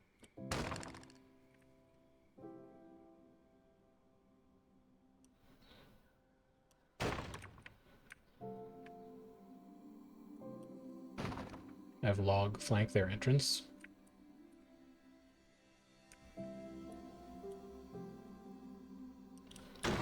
Put another log back there for support. Put another log back here for support. And these, I really don't care if these are sliding exactly. They're already somewhat of an irregular shape. But the nice thing about log is that it's going to help this building. Like, we're using the breeze block motif plus the mud wall motif. So it's going to look like it's a building that belongs in empirical Sahara. But the log motif is going to help differentiate it from arid Sahara specifically. And it's going to make this section of the zoo feel like it's a different part of the zoo, which is good. I also think I might want this to indent.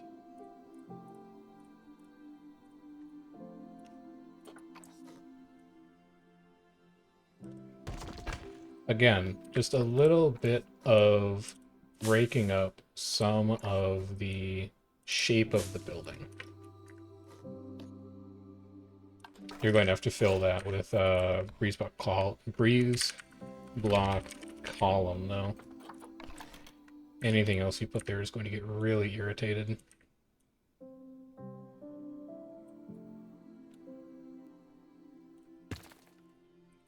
Well, not like really irritated, but it's too small for any of the wall pieces to fit in. So you're going to have to use the fillers. Actually, mud isn't going to fit there either. Yeah, you didn't totally think that through.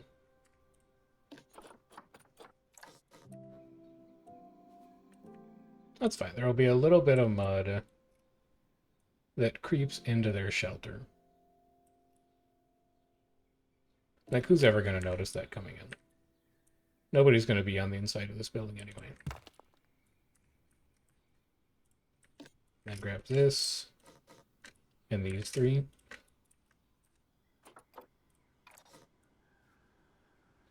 And slide them over here and just pull them until they snap into place. The building rotation is all wonky, but it's fine.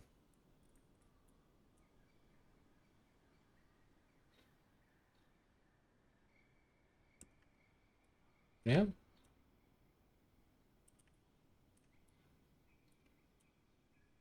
Yeah, I think so.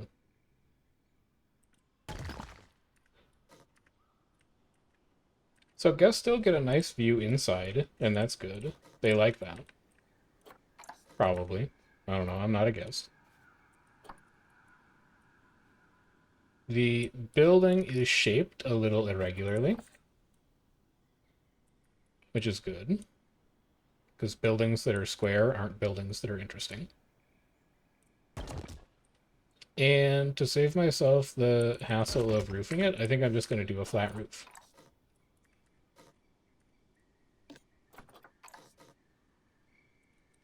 I don't currently know what shape that's going to take, but I'm sure I can work something out.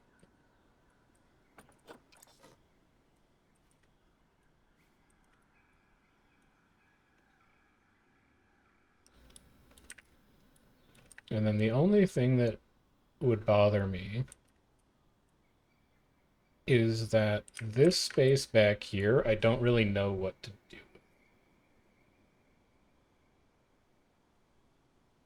I guess looking at it, I could make it into more hard shelter.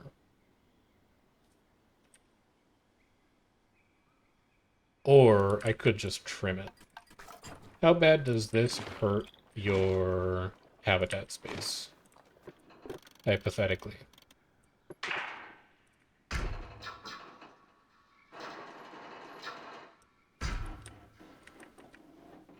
Oh, I really hate that. I really, really hate that.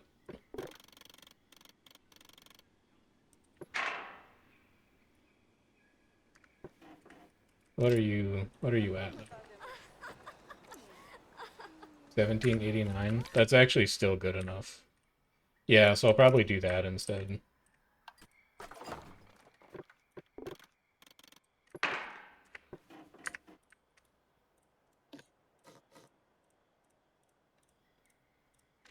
Just to get it to be a more pleasing shape. Let's swing you over here.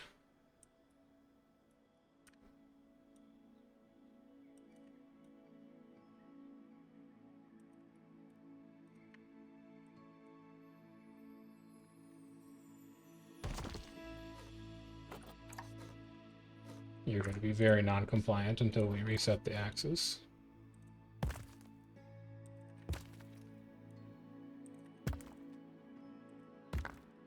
Slide you in like that. Grab a section about this big. Bring it over here.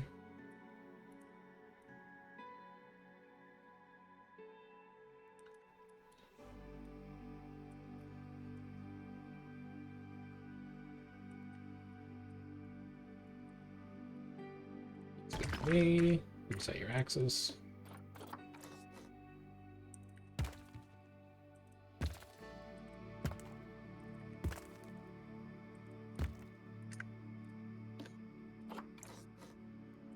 Swing this around here.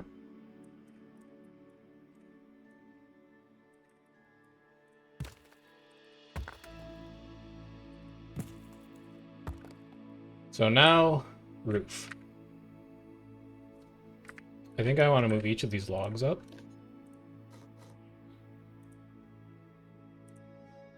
But I want this building to have a relatively low... Like, I don't want this section of the zoo to have a skyline, basically. So that's what we're going to try and avoid. Give me painted thin. And I'm going to run these along the top, just as wall trim.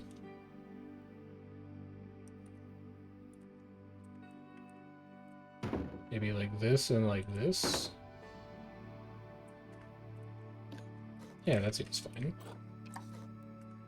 Oh, stop complaining.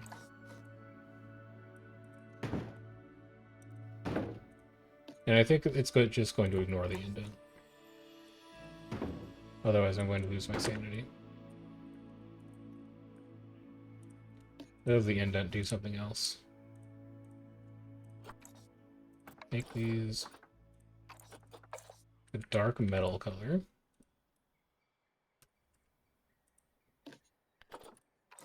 Duplicate here. You're going to come along here. You only really need to be as tall as the hyenas are. No. Pull it across to here. Pull this across to here. Then give me mud. mud wall, 1x4, about here. Paint it the right color, and then duplicate this down. No, it needs to look like it's being held up by something. You need painted beam here. Painted beam. Beam square painted. That's the one. That's the one you need.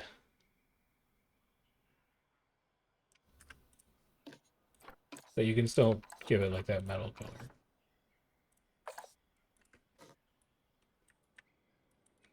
Yeah, so that's how they get in and out.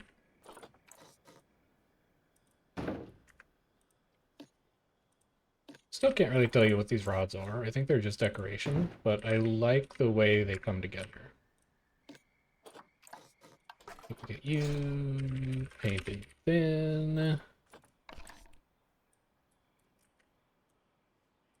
This is going to be a bit of an annoyance to make sure that these join correctly.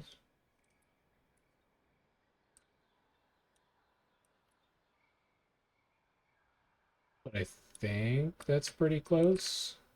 No, it's not close enough. There you go. And then you'll just come straight through here.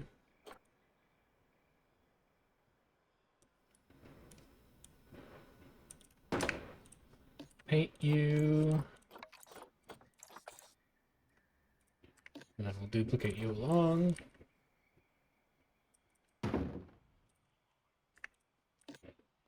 Duplicate you along.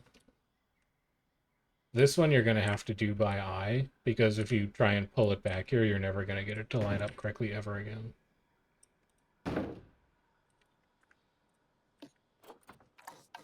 Same thing here. Beam thin painted. Slide it over here. You've gotten it almost exactly on your first try. So that's nice.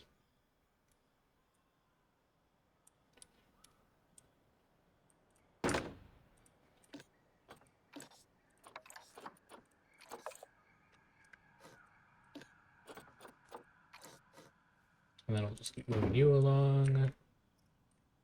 You actually failed to join that. There you go.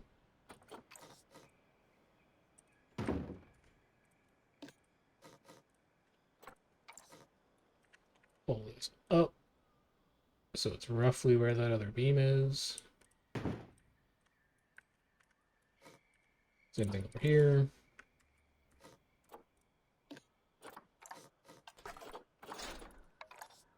4 meters. Slide over here. Slide down to here. Take a look at how you're doing. Pretty good.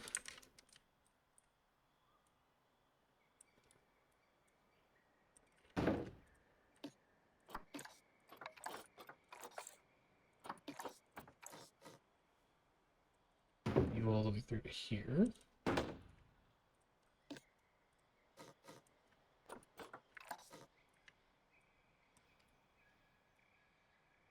It's a little too high, I think. There, it looks about right.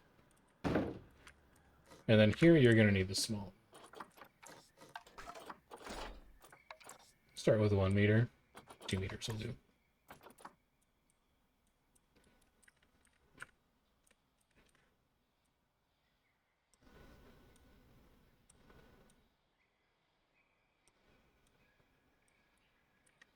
You go there.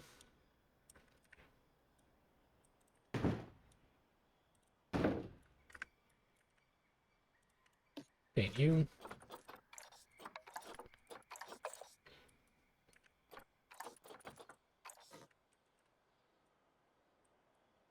Pull you up to there. Looks pretty good. Okay. So that's the top.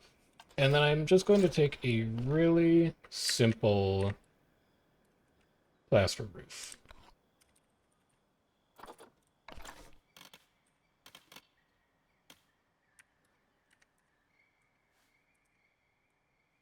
We're going to put it just a little bit underneath the mud wall. I don't think the inside of this is going to be traversable to keepers, but I also don't think it matters. I think that they can still clean inside, even if they can't necessarily navigate to it. I think it only matters for refilling food. But I guess we'll find out.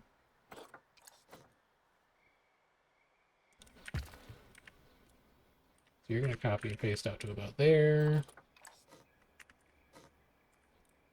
You're going to copy paste out to here. And then we can bring you over here. Let's grab off of here.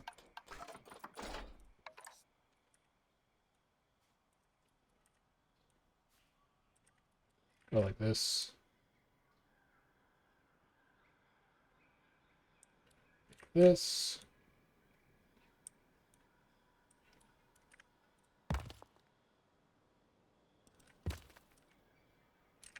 That joined? No, there's a tiny gap there.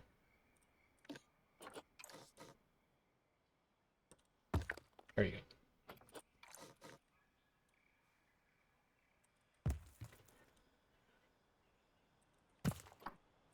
So, is it a lazy roof? Yeah.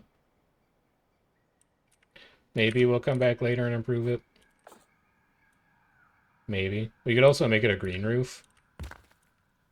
One of the easiest ways to make a roof look not lazy is to pretend that it's a green roof.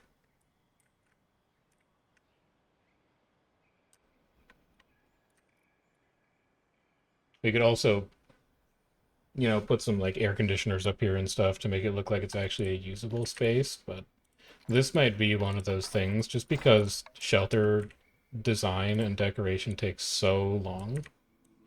This might be one of those things where I do some touch up on it between episodes. And then we come back for the next one and I can just show you what I did. Because otherwise these tasks just drag on forever. Also, this is your hard shelter now, so we can unpause.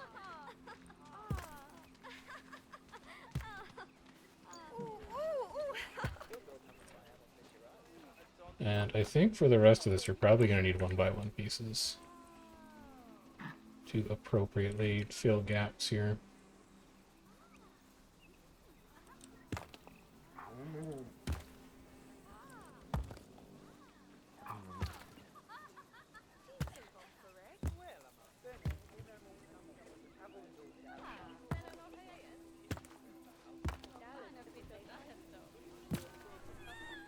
Something like that.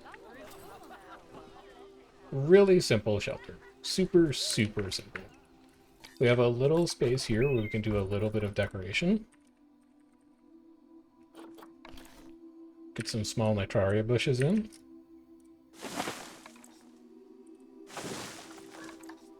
You know as well as I do, that's what was going to go here.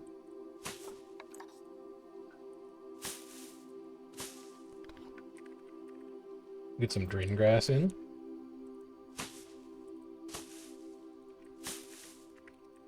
And then I really don't like grass being there, but I think we might just fix that later. And then, do I have fun decoration for Striped Hyena? I do! I have a Striped Hyena sign. Do I like it? Oh, I do like him. He's cute. Yeah, we'll put you on this wall.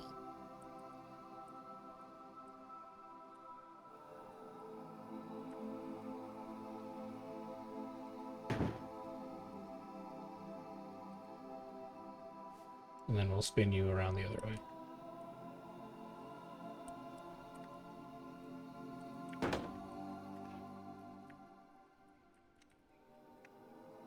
So, just this wall to take care of. And I think I can do that in small rocks. I don't really want to put a fence there because I don't want to think about how it's going to join with the guest observation platform. So we'll just do a little bit of rock fill here. We can random rotate. We can slide this down.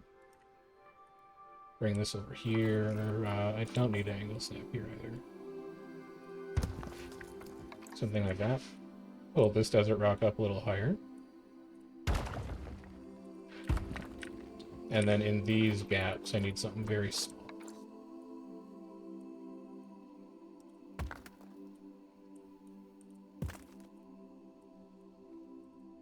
Just to clean this joint up a little bit.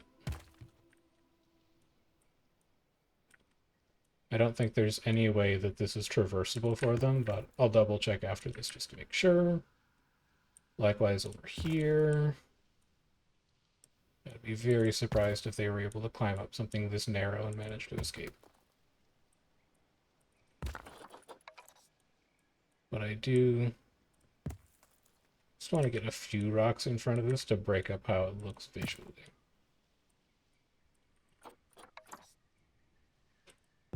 Something like that. Something like this. This. A little bit of that. So, I can now move this barrier over a little. So I want to get you positioned very specifically. Like right about here. And then over to here. And then over to here.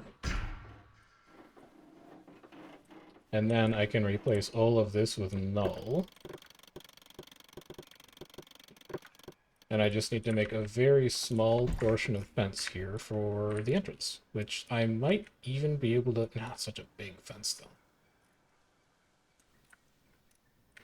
And you could make, like, the same thing, just smaller. You'd go like this. No, you should just make it bespoke, probably. Blaster. Give me the 1x1 square.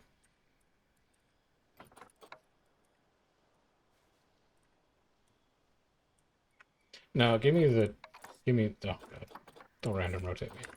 Give me the 2x1 square.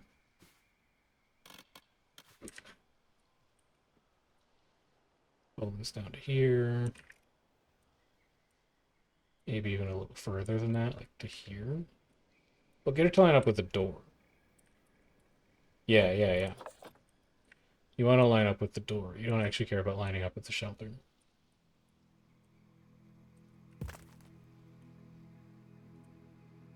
So like that. But moved back. I guess so that the hinge is showing. And then like that. I'm not going to bother making something that we blueprint here, because it's going to be such a niche application.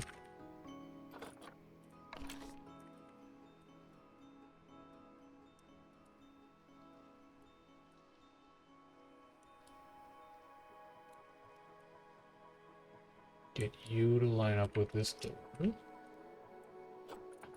Give me the 4 meter for this. You're going to be about that tall. You're going to be metal color. You guys are going to be very white plaster. I also want this roof to be a nice white plaster color.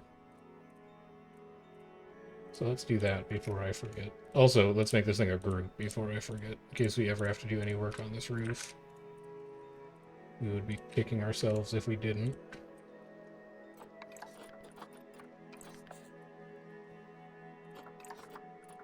Merge scenery into group. You know, I don't hate how that turned out. I'm just going to be totally honest with you. I actually think it came out okay. I might do a little bit of touch-up on it, just so it doesn't look quite so boring. But it's not my least favorite thing.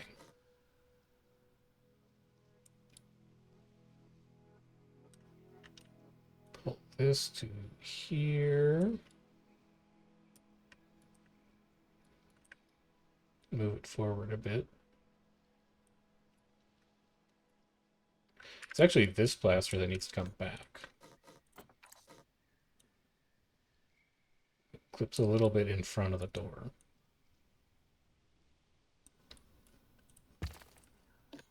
Duplicate this over. Good. Then mesh. Duplicate. I mean, mesh 4x2 should probably be good enough. Run it straight into the rock. Run it a little further back than that, so that it's hidden inside the shelter.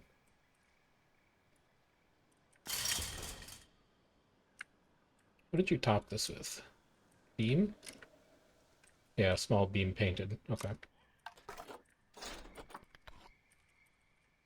Painted, thin, 2 meter, 4 meter.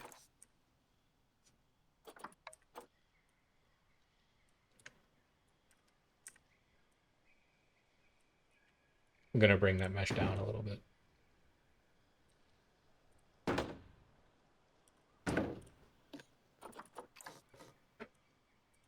Bring the mesh down to here. Down to here. Like this metal colored. Does it have a nice join with the mesh? It does. I'm not sure how, because this thing feels like it's built at 3 different angles, but it does. Bring one of these wooden beams over here to make it look like it joins into the rock. The other one is fine, just joining into the shelter like that. And that is our hyena habitat done. Functionally. Is there anything that I've forgotten to do here? I don't think so. We have all of our education in. We have a talking point. We could dress up this section a little bit more. Like, what if... What were those things called? Horns? Is that research complete? That scimitar horned oryx, I think, needs to get moved out. Oh, our scarab beetle. Scarab. Nothing else to add. Alright, fair enough. I want to make some bigger sunshades, which I can find by looking at the Africa theme. It is a roof specific. Yeah, it's these things. These thatch cones. I can add these in for a bit of shade. And then I need a big pillar. Is it a column? Walls, columns? These things? Yeah, those will work. So we'll have one here. And then we'll have this thing run all the way down.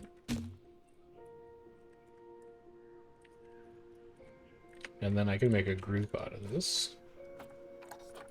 And then I can move it exact to where exactly I want it to go. We'll have one that goes over the little education stand here.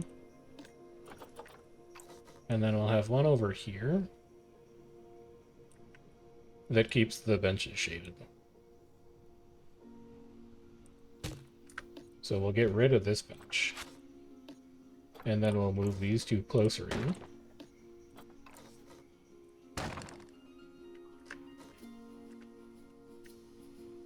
And I want to change the height of this one as well a little. Just so they don't look super samey. We've got a little bit of shade on the platform. I also want to do something along this wall. I forget what they were called, but they were like big horns. And I was like, I don't know when I would ever use this thing. Here, the large wooden claws. So I've been thinking about these. I had no idea how to use them, but I think I've got it figured out. I should make this on flat ground. So what if you took one of these, and then you took one of these sunshades, and you attached it to the edge of the claw. Like this.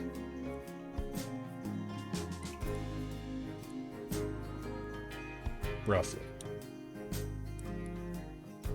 Something like that. And then you move this claw over as well.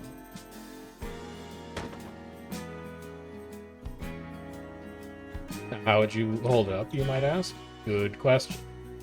I don't know. But I think there's something to this. So if we were to just grab this, let's make it a group. And then we duplicate it, and we move it over here. The idea that I had is that these are coming out of the rock. Like this, maybe? And then they're holding these shades up. Somehow. I don't exactly know, but I think there's something to this. Like, what if I were to rotate you so that you were holding it up the other way? Like, is this something? This could be something. Hey, this kind of looks neat. Hold on. Hold on, I think I'm cooking with this one. I think there's definitely something to this. You come over here. And then you can move the shade to here. Yeah, but you still have to figure out what else is holding it up.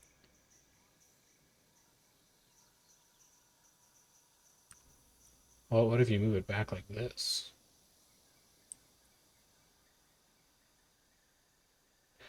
So, this doesn't shade guests. I'll just state the obvious up front. This does not produce shade for a guest. However, it does look really good. I can't really explain its use, but I like its aesthetic.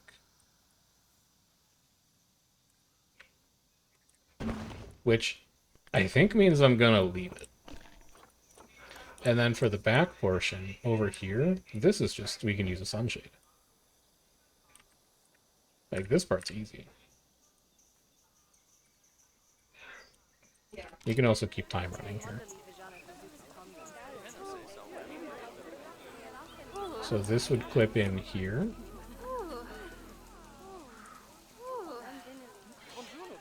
Protesters have arrived. What the hell is getting protested now? I fixed the ad axis. They don't get mad anymore. Fine. Let me just finish my sunshade, and then I'll figure out what your problem is.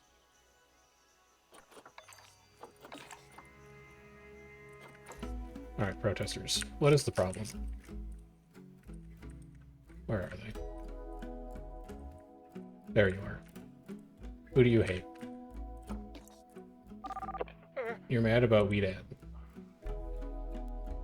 Okay, I guess you're hungry. Weed Ad is sad because he is stressed. Well, guess what? You can use this section that I built for you to recover your stress, if you were interested in such a thing. Also, check up on your Scimitar Horned Oryxes, because I think one of those matured recently, and they're not going to be super happy about how many males are in that exhibit. It has only females. How are the ad-axes doing then? Only females. Alright, great.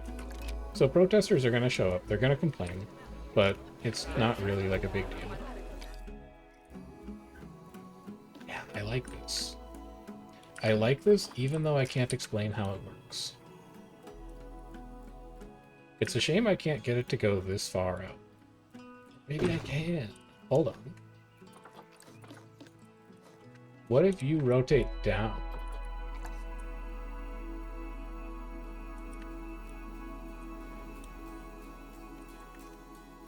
No, the horns still aren't long enough. I mean, this is cool, but the horns aren't long enough. Or claw. Claw? Yeah, claw. Okay, what if you replace it with longer claws then? What about these? These are longer. you snap to what I'd like you to snap to, please? Thank you. You go like this.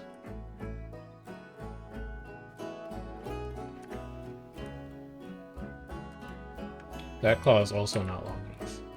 There's something to this, man. I don't immediately know what it is. You're huge.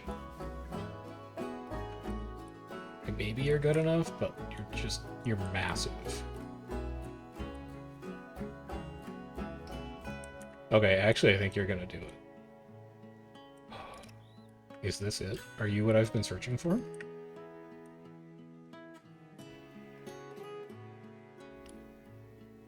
Maybe.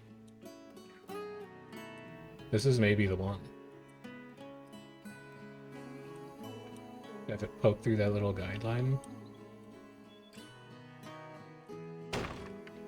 And then put a second one here. Okay, that's actually it. That's what I saw in my mind. Let's change the color of this sheet. I'm gonna tab out really quick. Somalia flag. White and blue. I want to use a different color scheme in this section. And since we're doing Horn of Africa, it seems only fitting to use the colors of countries that are in the Horn of Africa. So the flag of Somalia is just a blue flag with a white star on it. Which one looks closer? No, that's too much white. It has to be the other way. We'll do white here. We'll do blue here. And then copy this thing and put like 3 more of them down.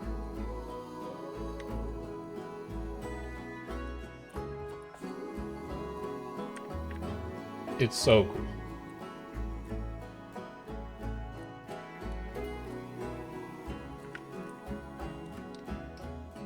This is the welcome that I was looking for guests to have into this section of the zoo.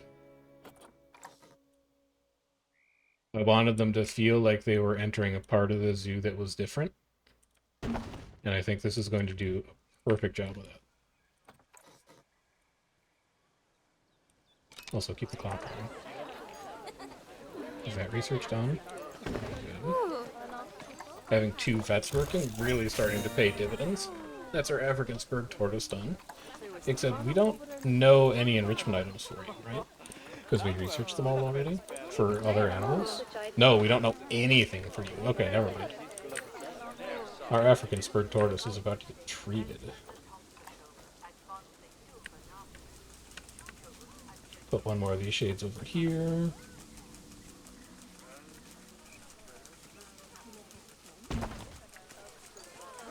And we'll put one more here.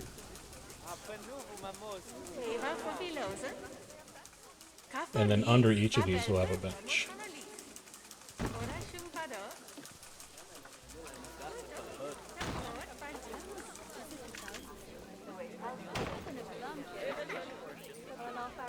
Yes.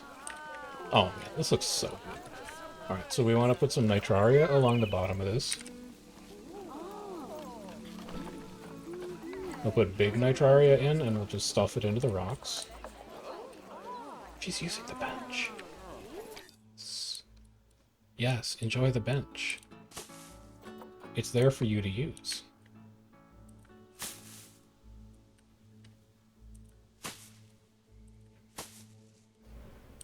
This is going to take that harsh edge away from the rock that we're working with here.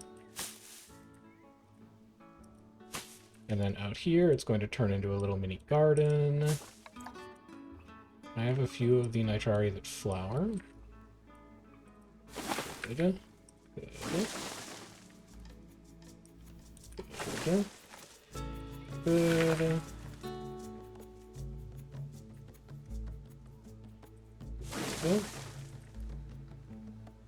Good. Good.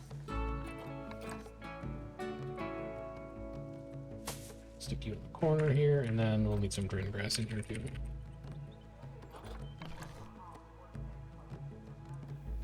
Large green grass? Yeah, why not?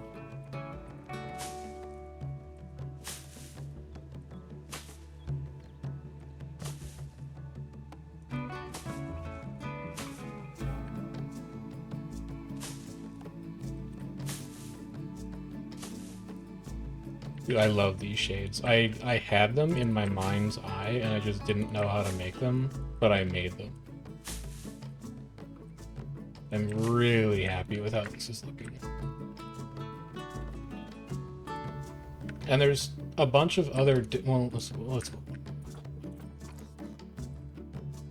There are a bunch of other flag decorations that we can use throughout other sections of this area of the zoo as well, which I'm looking forward to. Here.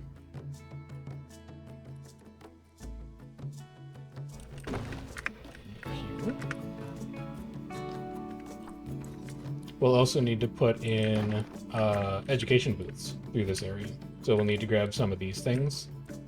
We'll need to stick them in over here as well. This section of the zoo doesn't receive power, so we don't have to worry about it for here. But, you know, we could put one in like here. We could have one around the river bend. We could definitely have one over here. There's lots of opportunities for it.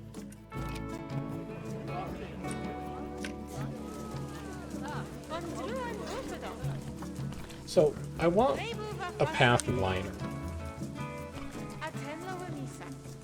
Some kind of small... what is a decorative rock do? Is this flexicolor? It's not flexicolor. Would I still be willing to use it, though?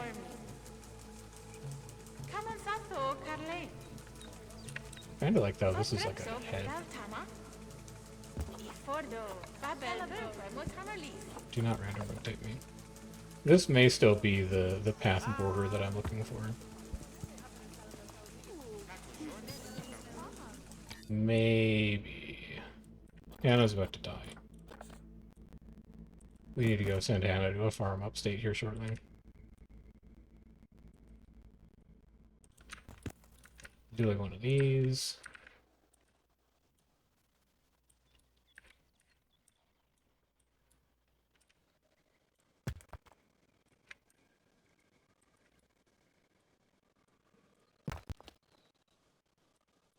This isn't exactly the barrier that I was thinking, but it'll do.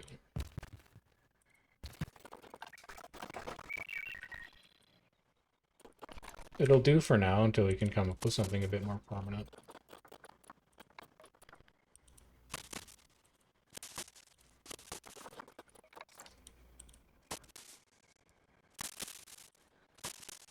And then I want a big tree. Actually, a tiny doom palm is kind of cute. Take it. We'll do a doom palm over here too. Doom palm 01. Real short, cute little guy. Love him. Oh wait, your name's not Hannah. Your name is Hanam. 5 stars. You're definitely going to a farm upstate. That was your alpha female. Do you need a new alpha female in here now? What's the state of your animals? You have an infertile male, you have an infected male. You have females, but what are they, how are they related? Show me... hold on, we have to do some brief fennec box management here. So Malik is our alpha male currently. These are your pack mates, but who's in your family? Only your parents are here. Unknown father, unknown mother. And you have no children. So you should be free to mate with any of the rest of the females in here. Although you are old. Tell you what, Malik, you're also getting released. We're gonna rehome you because you're an old guy. And then who's left in here? Adila is sad because she's stressed out. Actually, maybe you should get rid of all of the ones from Frontier. You have a male and a female. You want this to be the alpha female. So I think you want to get rid of Fadila and Roshan.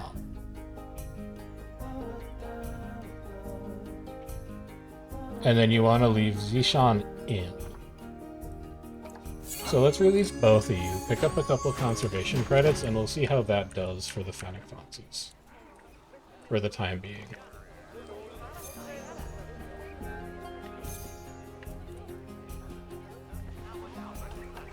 So get a little bit more nitraria around here. Just putting the finishing touches on things now. We're getting ready to wind this episode down, which is why I'm letting the time run out. Currently September year 1, but we can do a little bit of decor in the meantime. Get this looking nice. This feels like the kind of rock that would benefit from having some nitraria planted inside of it as a big centerpiece.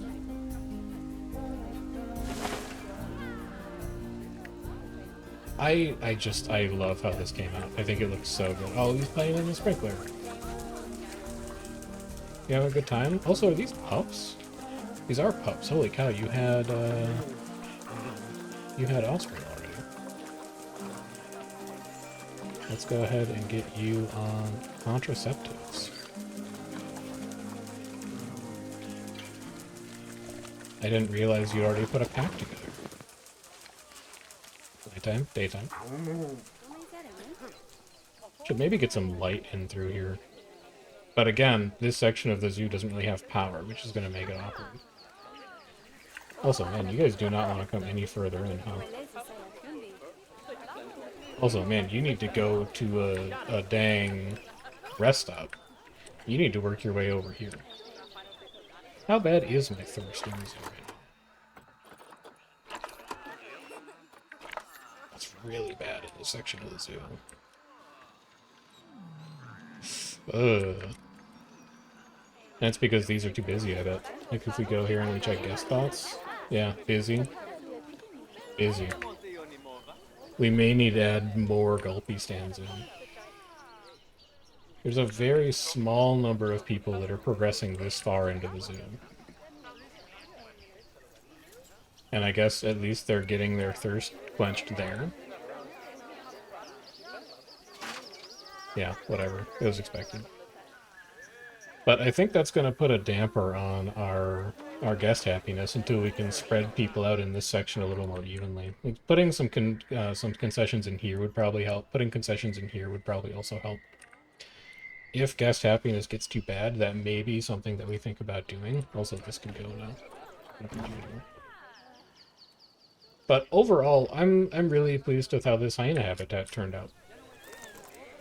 I think there's still a little bit of touch-up and decoration that I want to do, but it looks wonderful. It doesn't really have a sense of moving into a different area of the zoo visually yet, but I think that's something that we're going to be able to address as we move further in, and I also really like that their shelter does not dominate the skyline like the rest of these giant barns. I want this whole section to sit relatively low to the ground, and that's including the ungulate shelters for the Somali wild ass and the American standard donkeys. I just don't want it to look like it takes up a ton of space back here. Except maybe the Hamadryas baboons. I think they're going to have a ton of rock work along here in the back. But yeah, that's Striped Hyenas. And how are we doing on budget? We have made... We're going to make about $48,000 this year, probably. Maybe 49. How are our work groups holding up? Arid Sahara Animal Care vets are all busy. Well, first of all, let's promote some people. We are flush with cash, so I think we can run through and promote everybody to 2 now. Let's get all of you trained up. And then we will reevaluate. Mila's preventing other animals from breeding. Is it you're old? We're gonna have to rehome. I want a new alpha. Let's finish this training up. One more security guard to put to 2. A ton of caretakers that are still at 1. Vet research is done. This is all of our vendors that we need to clean up now. A lot of these vendors are actually like at low workload, which is nice. If anything, we might be able to let go of a vendor or 2. But we'll get people trained, and then midway through the next video, we'll go ahead and reevaluate where they're at. Did you get anything out of that African spurred tortoise? You did get a food enrichment and a toy enrichment. What were they? still nothing. I guess you're going to get all of these at 6, and you're just going to hope that you have enough space in this exhibit for them.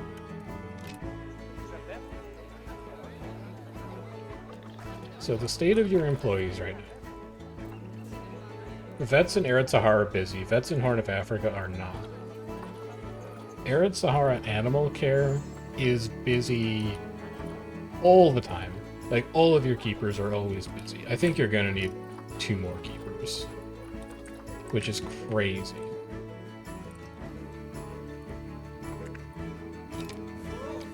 Both of you work in Arid Sahara Animal Care, and all I want you to do is clean and tend.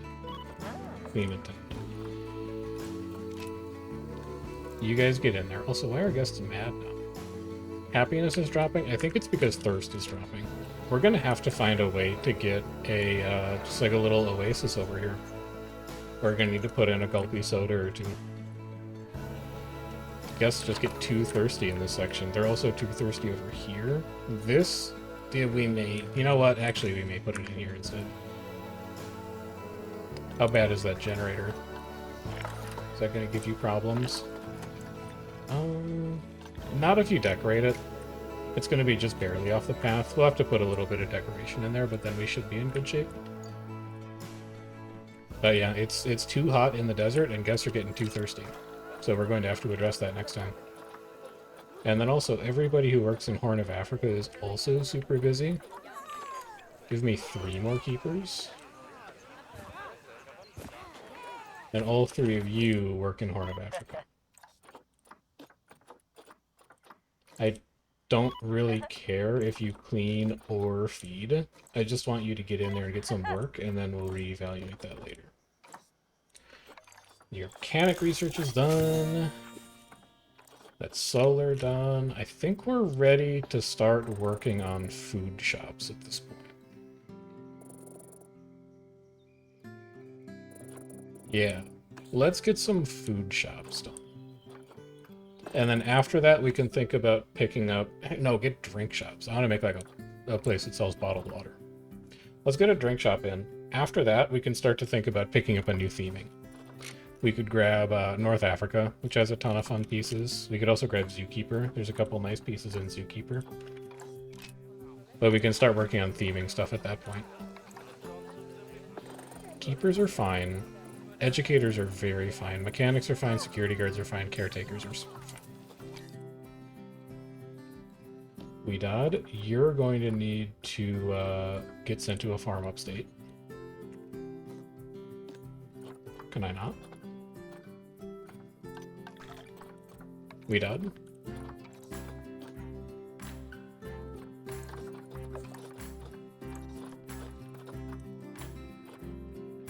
We can trade you. Well, you're not even elderly. What the heck? Weird. Alright, but sure. Get out of here. He died young. Very sad. Well, he didn't die. He was sent out of the zoo young. Alright, that's December 31st, so that's where we're going to wrap up. We have made $46,260 this year. Our profits are increasing like crazy, which means we probably need to start spending more money. We are not having any problems building 1 habitat per episode here. It's time to ramp up the amount of money that we're spending on our guests, our animals. We can turn up our food quality. There's a lot of things that we can be doing here to blow off some of this excess cash and turn it into a more positive zoo environment for everybody who's here, animals and guests alike. If you have any suggestions for how we might be able to spend down some of that money to improve things around here, feel free to leave a note in the comments. And if you have any suggestions for what we do in the rest of the Horn of Africa section of Empirical Sahara, leave a comment for that as well and let me know what you think. If you want to be notified when the next Empirical Sahara video comes out, do make sure that you are subscribed to the channel and that you have your notifications on so that you can find out. And I'm going to do a little bit of detailing while we're gone so that when we come back, this spotted hyena or striped hyena enclosure looks even better than how we left it. I will see you guys around for that, but until then, take care and enjoy the rest of your day.